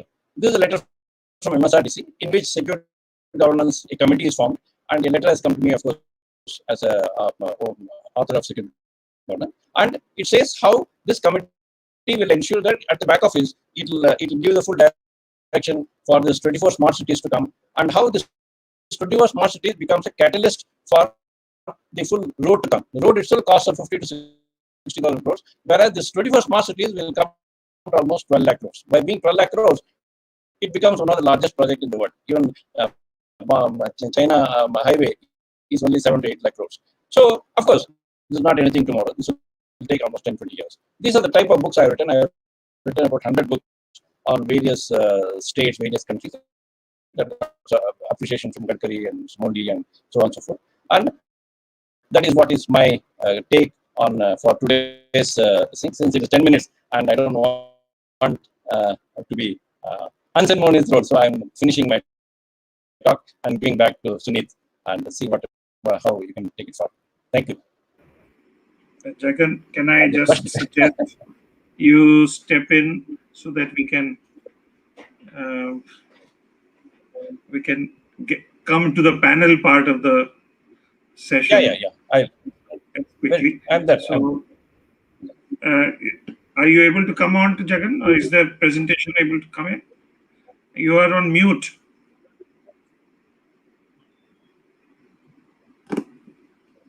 Yeah, your presentation comes on, but we have to hear you. Yeah, I just unmuted myself. Yeah, sure. Yeah. Are you able to see the presentation? Just a quick check. Yeah. Perfect. Great. So I think thanks for this and inviting me to this wonderful conference. We've had some interesting discussions before. Quickly jumping into the topic. See, at the end of the day, we are looking at why are we looking at this whole asset monetization, the financing part of it, is to look at what is the total national infrastructure plan which has been set out by the government of India, and we will also come into specifics to Maharashtra as well. In the NIP, we are envisaging a total investment of about 111 lakh crore over a 5 to 6 year period. With the pandemic coming in, this may get stretched, but the number of the lakh crore still remains. And this started off with 101, and it is only going up. And if you see the constituent of the sectoral outlay, it's roads, urban housing, power, including the RE space, and the railways. All these contribute about 70% of the infra pipeline. And of this 111 lakh crore, the investments will be coming in from the private sector, the state government, the central government. But still, there is about a shortfall of about 15 to 17% of the capex requirement. And that's where the whole asset monetization is going to be coming in. And hence, it's an important tool to bridge this whole infra pipeline, the funding gap part of it. And if you were to just, because of the wider audience, we take a minute to talk about what does asset monetization actually mean. This is, there's an existing asset base. You monetize those existing asset, which assets can be monetized. Those gets monetized. From that, you take the proceeds and you kind of build the new infrastructure. And this is a continuous conundrum which goes on as a cycle. And then they recycle the future assets as well. And the important thing is the transfer of operational control through PPP, concession contracts, all of this happen. And then the private sector brings in clear improvement in the service standards. So that's the important additionality that the private sector can bring in. A couple of other aspects also is in terms of the nature of the asset itself. And Shailesh will bear with me and he can talk about it more in detail, is in terms of the private sector ability to take the risk is far better off when it is on the operational assets. So as he says, the dollar value of these assets significantly increases once it becomes operational, and hence it becomes more important that the assets gets created by the government in some of the beaten down or assets which are of like roads and others, where really technology and others is into the second part of it. It's very well established, and hence government and others can come in. But the operational aspects of getting the highway up and running, that is the whole land acquisition, is a challenge, and hence government can play a bit bigger part in operationalizing that, and the private sector can come in and take over the asset once it is kind of built. The operational control in other sectors through InvIT and REITs can still be there with the public sector. And here we have seen a day before PGCL has come up with an InvIT, and hence that's one which is and we have from NHAI an InvIT which is going to be proposed, close to about 5,000 crores is expected to come through, and so the public sector can also bring in their assets and monetize them through the InvITs and the REITs. Yeah, moving ahead. This is the important one, that what does a national monetization pipeline envisage? And there's a huge pipeline and inventory. And if you see the roads itself, there's about close to 1.3 lakh kilometers of national highways which can be done. There is a significant amount in the transmission assets. We have about close to 7,000 odd railway station. We have the passenger trains, which is about these 13,000 of them. The route length is about 67,000. So this itself is a significant part which is there. And on the right, you can see the other individual sector-wise, what are the kind of assets which can get monetized or the quantum of it. So I think the total monetization potential in the near term, that is when I say near term, it's at about 5 years or so, that it's at about 5 to 6 lakh crore at the central level. And similar part of it can happen on the state one.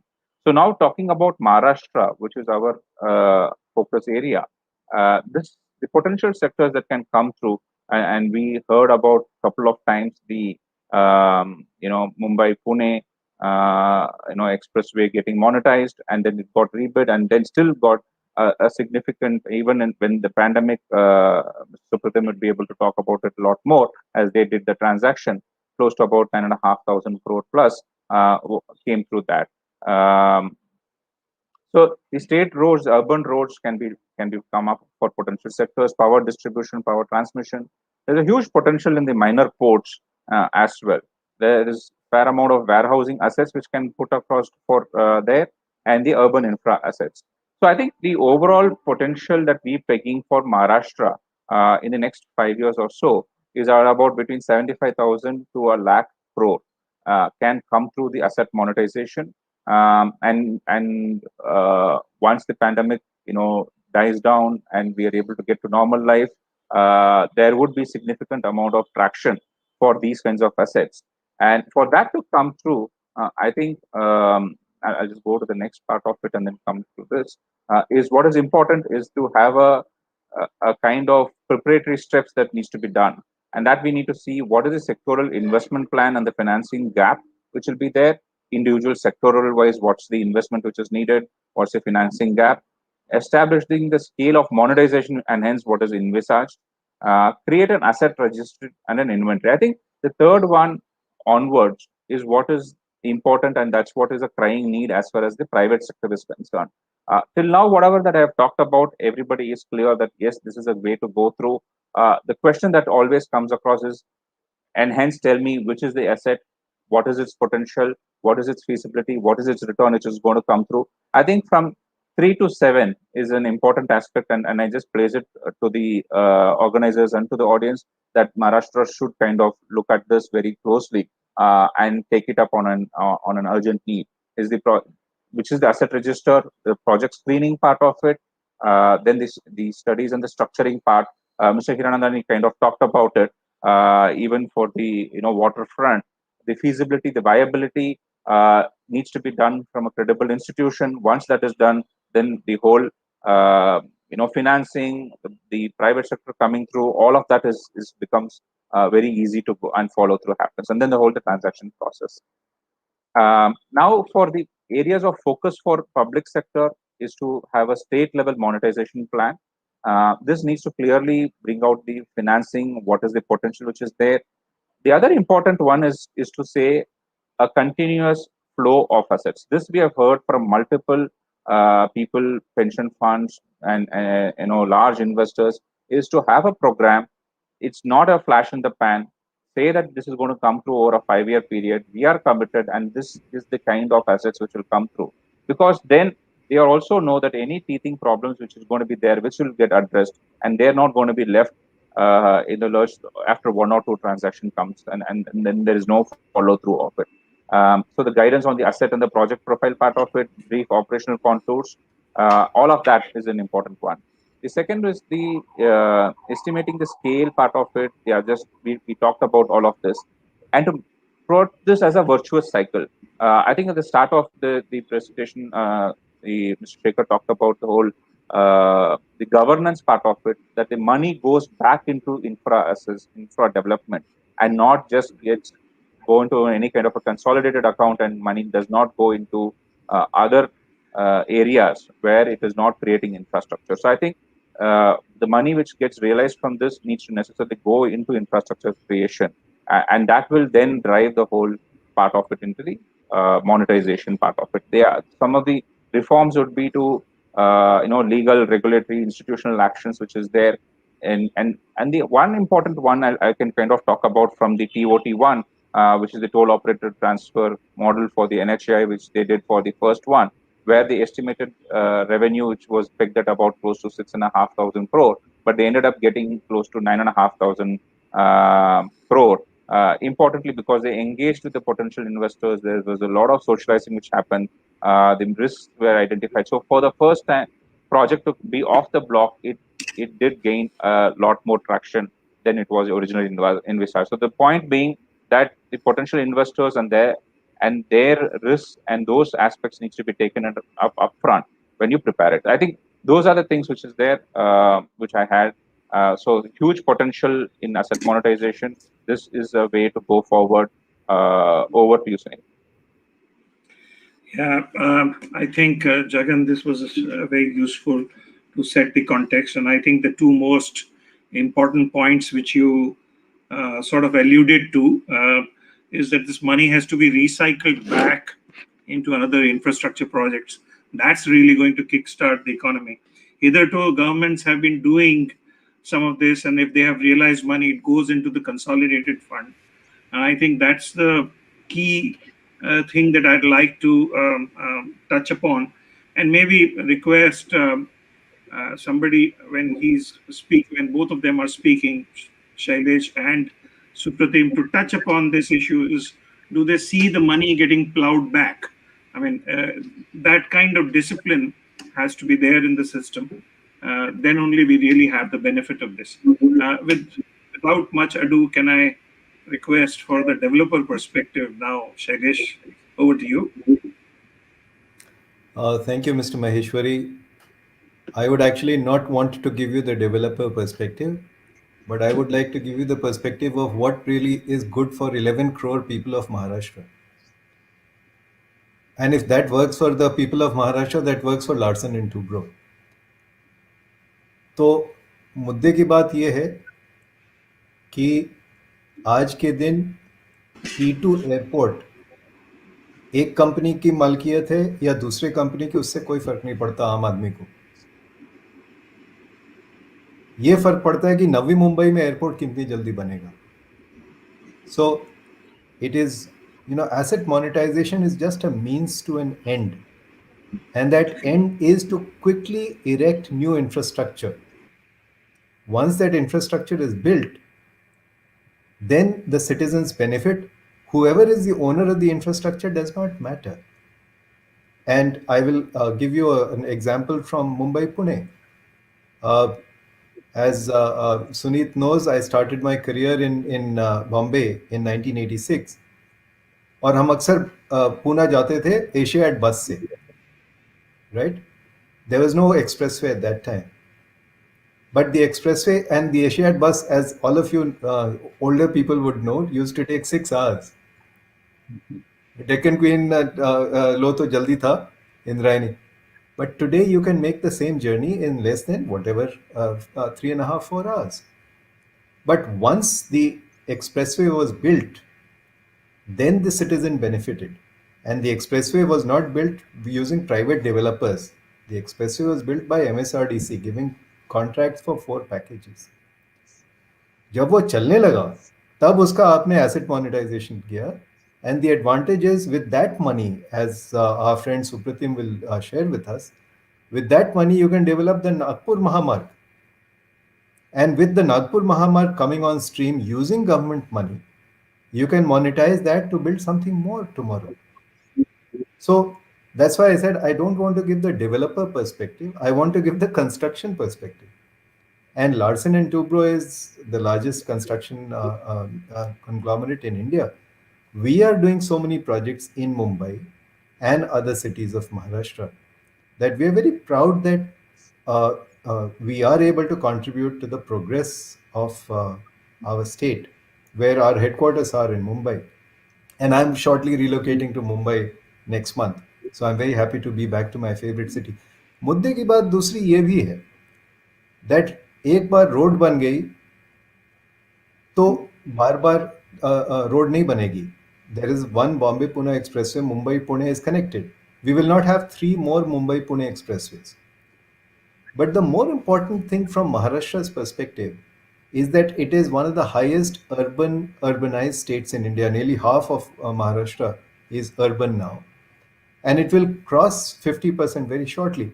It is the second largest group of urban residents in India. And if you look at which are the major cities will keep growing. When in the 90s the Mumbai-Pune expressway was made, Mumbai was much smaller than today. Pune was much smaller than today. Once the Nagpur Mahamarg is made, in the next 10 years, there won't be more Mahamargs, but Nagpur will keep growing. So in many ways, our challenge in infrastructure, both developers and construction, is how to get our cities properly done.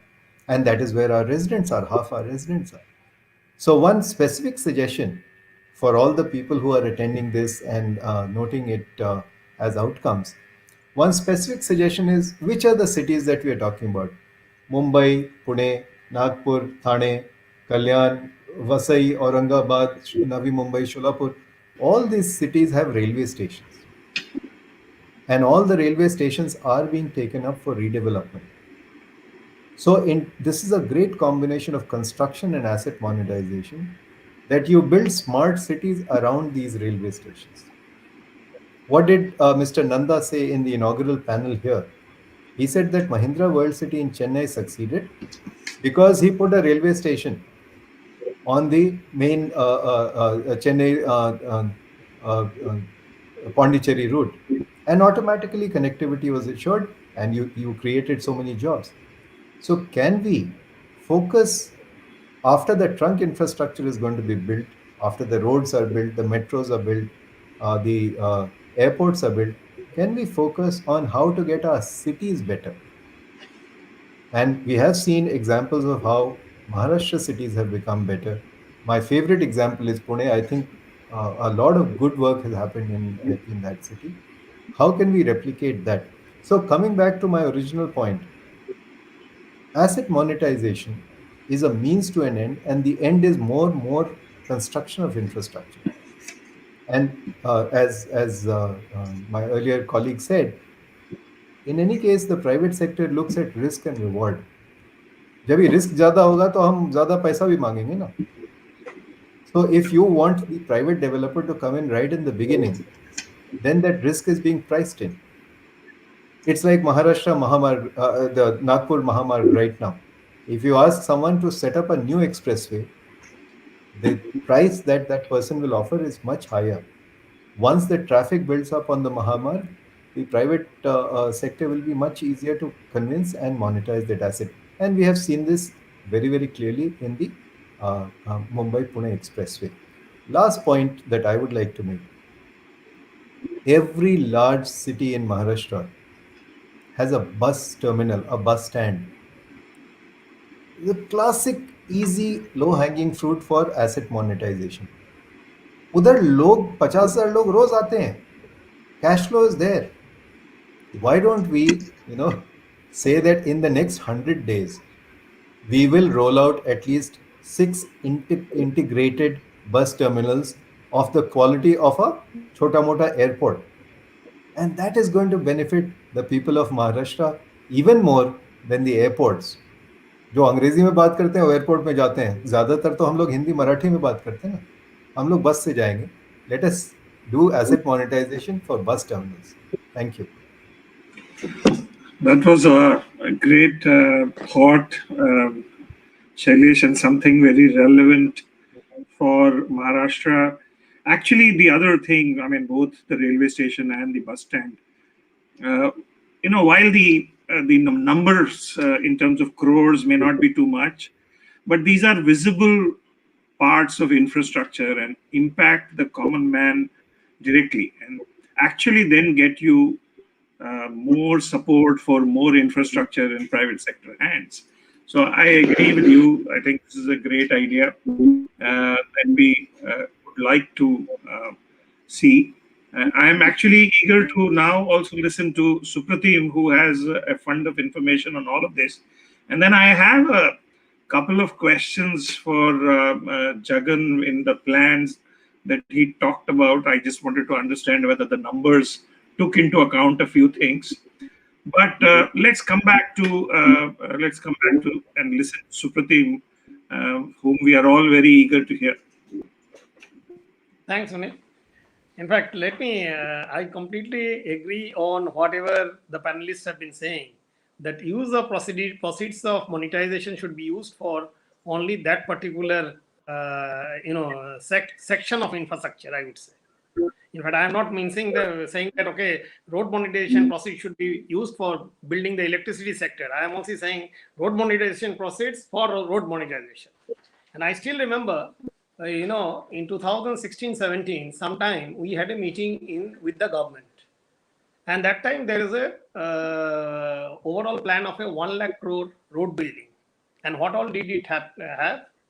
These had the Bombay-Nagpur, that had the connectors from the Bombay-Nagpur to the district headquarters. Then there was the Bandra-Versova, and there was the Bombay-Pune debottlenecking, which is called missing link. That is the project they call. So overall 1 lakh crore, and we said, okay, you have to bring in some 35,000 crores, and how do we do? What do we do? So the thought processes were very clear that, okay, we'll do a BOT and all. Then we told why the BOT cannot be done. And then we did get into a BOT model. But MSRDC being the sponsor. Okay. Now, when you do that, what helps? Today, what are the basic pain points on a concession agreement? Termination, 100% debt due, 90% debt due, 70% debt due. What is that? Now, if the MSRDC is a government term, so for them, whether it is 100% or 70%, ultimately it's the government's baby. Second, land acquisition. If a private sector has to do a land acquisition, although it is always, we say it is a, it is a, baby of a, the concessioning authority will get you the land, but in reality it is not, because Sailesh will bear with me. In reality, the private sector has to do all the legwork to get it. Okay.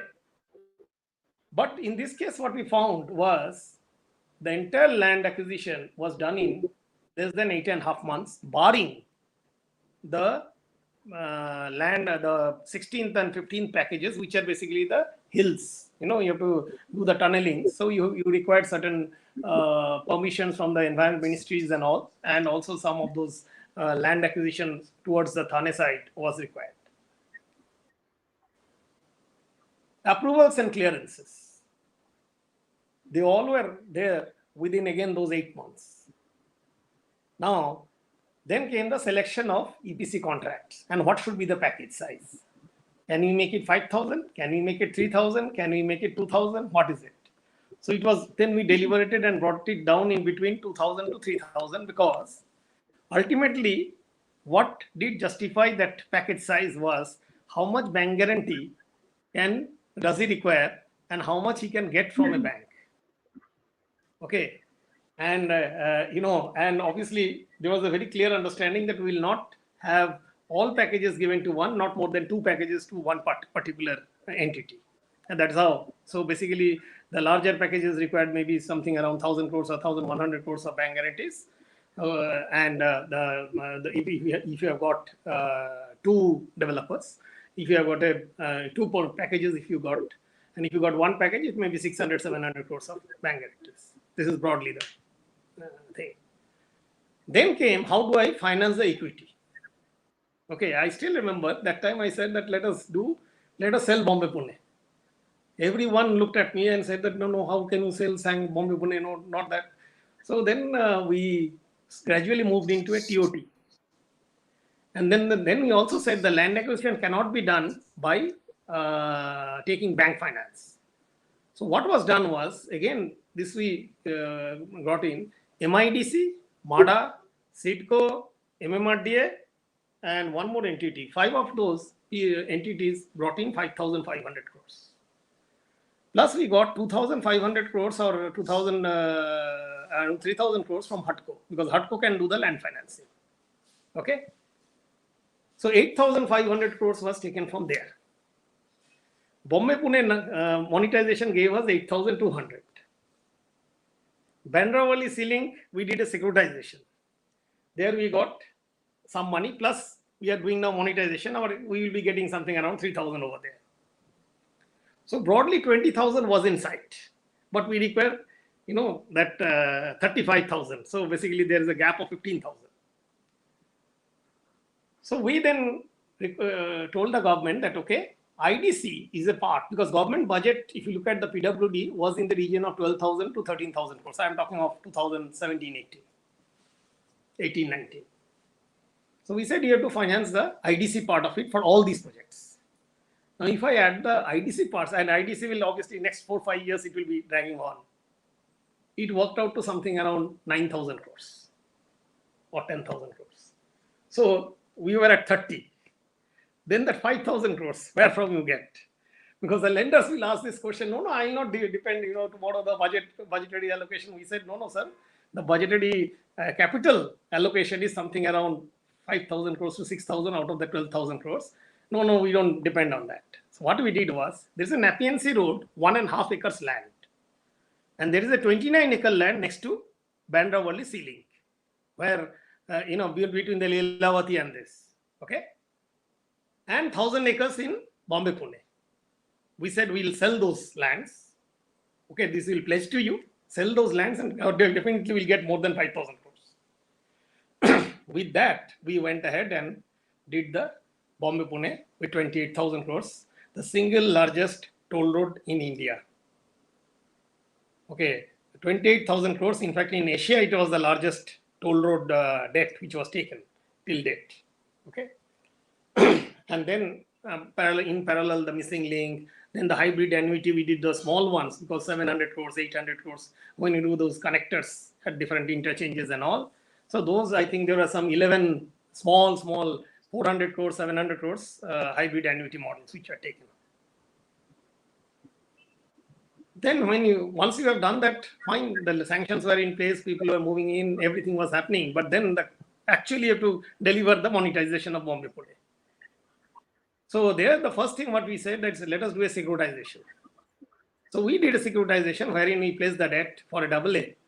It was ICRA rated AA, and we got 6,500. And we told the banks that, we'll be monetizing it. Whoever is the winner, if you approve the sponsor, then please continue the debt accordingly. And we did it with the sponsor. And the sponsor had some issues because obviously the COVID came in and all those things happened. And, so what we did was we said, okay, we make it in 3 tranches. So first 6,500, then 850, then 850, and the last one you bid. And he bid, I think, 72 or 62 crores over there. So for a sponsor also, for getting his money, there is a time which is there. Because I also don't read the money in the first day one. Okay. And the same thing is now being planned for BWSL. And the blueprint is on for 5 stretches of Nagpur-Bombay.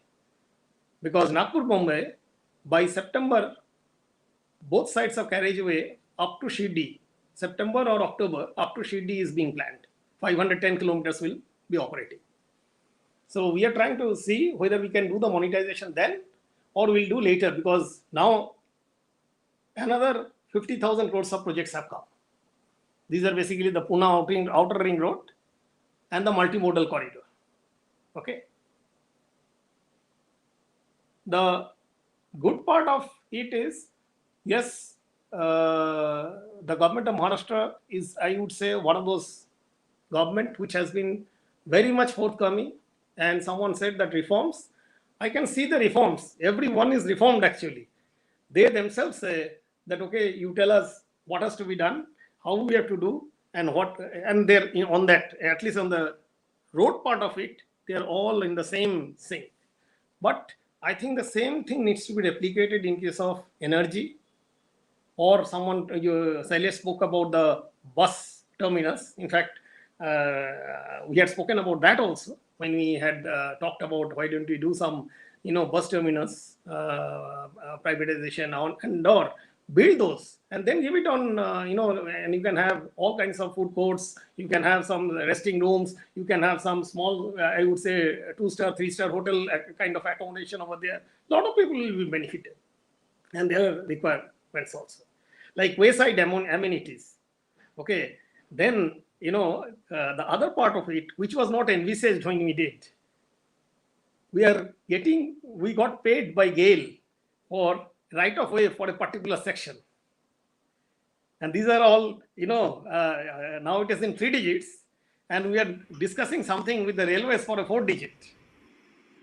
Okay, so because the land which has been acquired has a huge, either side you have those, additional layovers. So even, we can have a 3-track railway tracks moving in over there in case they require. Okay. So if you ask me that greenfield, such large projects, very difficult other than government coming in, because lenders are today really wary of going in. And the other thing, small things I would say, when the COVID set in, we had signed the concession agreement with IRB. Okay. The money was to be paid on 19th of June. COVID came on 25th March, lockdown, total lockdown, 25th March to April 19th. Okay. Government of Maharashtra was thinking how we have to now compensate. How do I compensate? In between, NHI came out with a circular that yes, we will discuss how to compensate, what to compensate. But then we had to get the money, 6,500 crores on that particular day, 19th June. So then we discussed internally, and we said ultimately, since the lockdown was imposed, I think we should make good based on the last 3 months average daily collection, and cash was adjusted for that.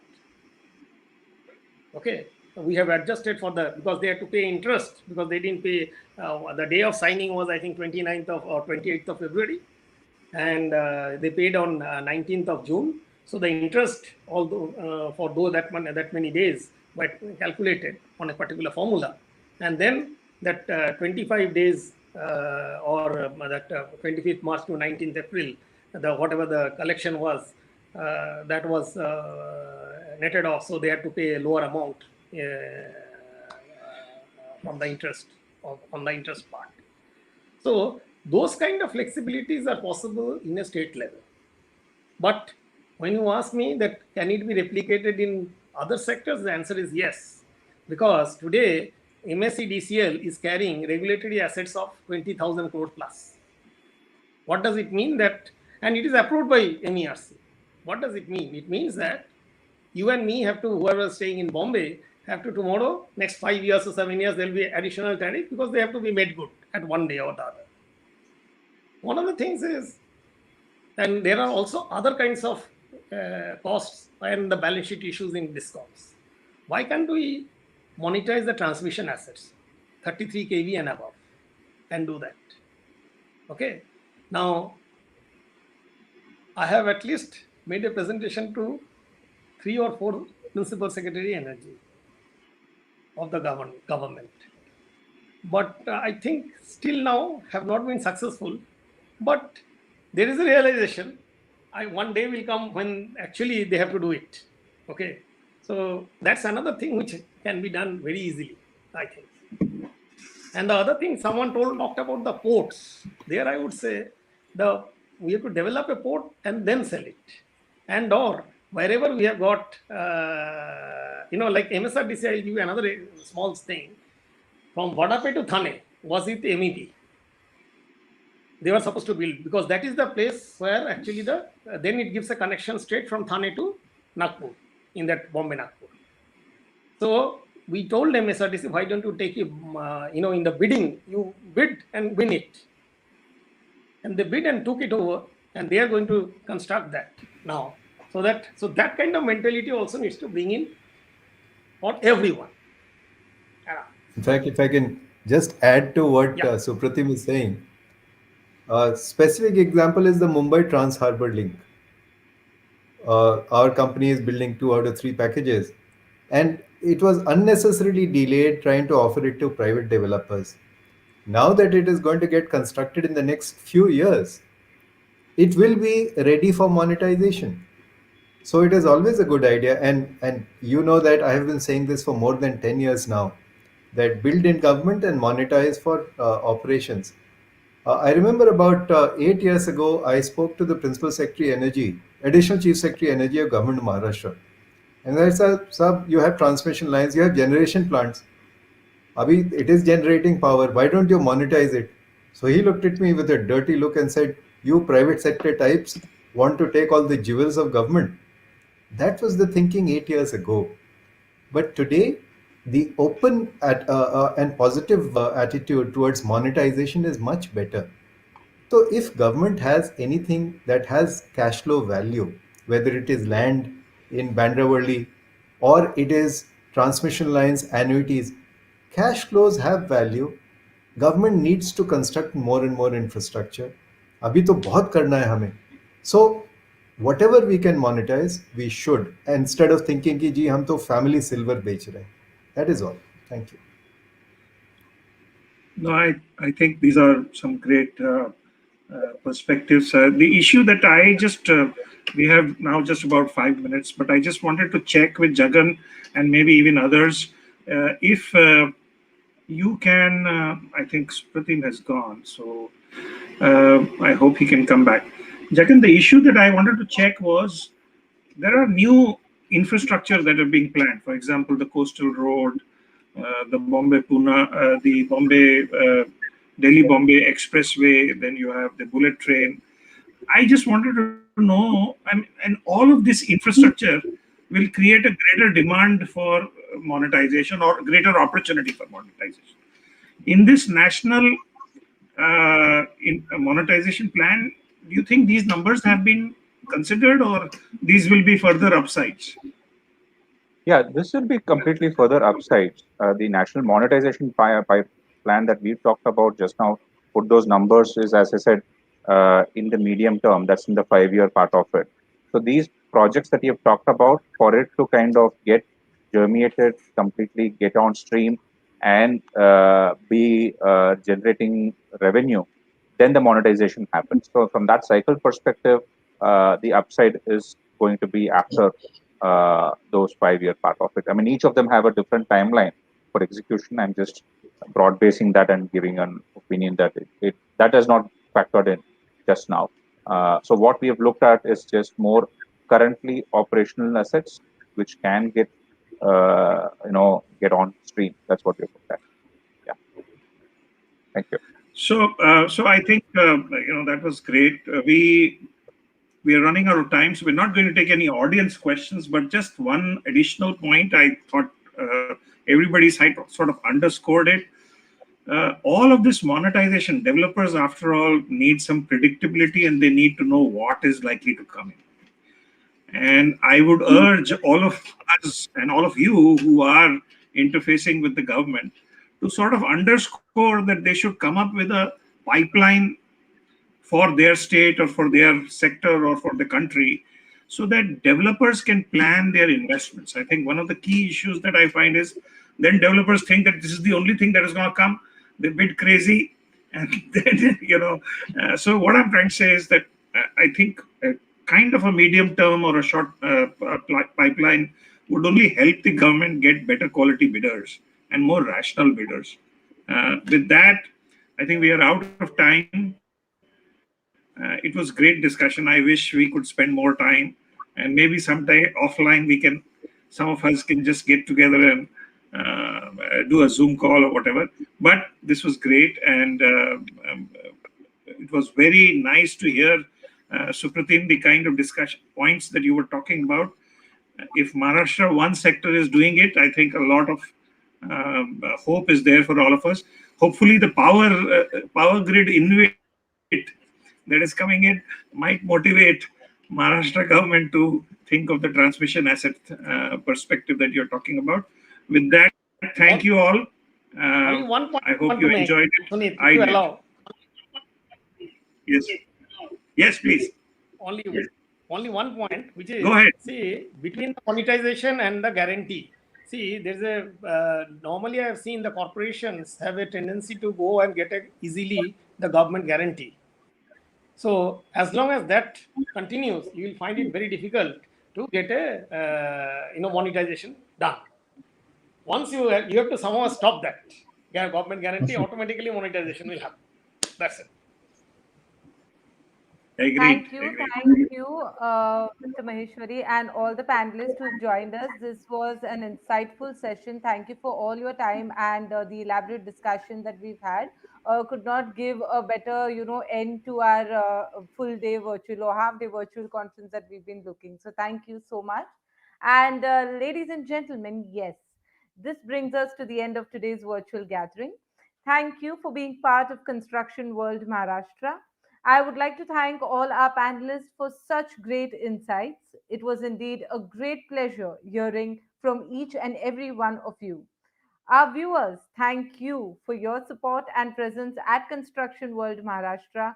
We have had some great comments coming in, and you have equally been an active participant with us all through the day, and that's been extremely encouraging. Kudos to our dedicated team for putting this event together. The event was presented by Construction World, and our supporting partners include National Highway Builders Federation, India BIM Association, and the Association of Welding Product Manufacturers. As we come to the end of this evening, here's looking forward to positive and safe times ahead for the state and the country. Thank you once again. Stay safe and have a lovely evening.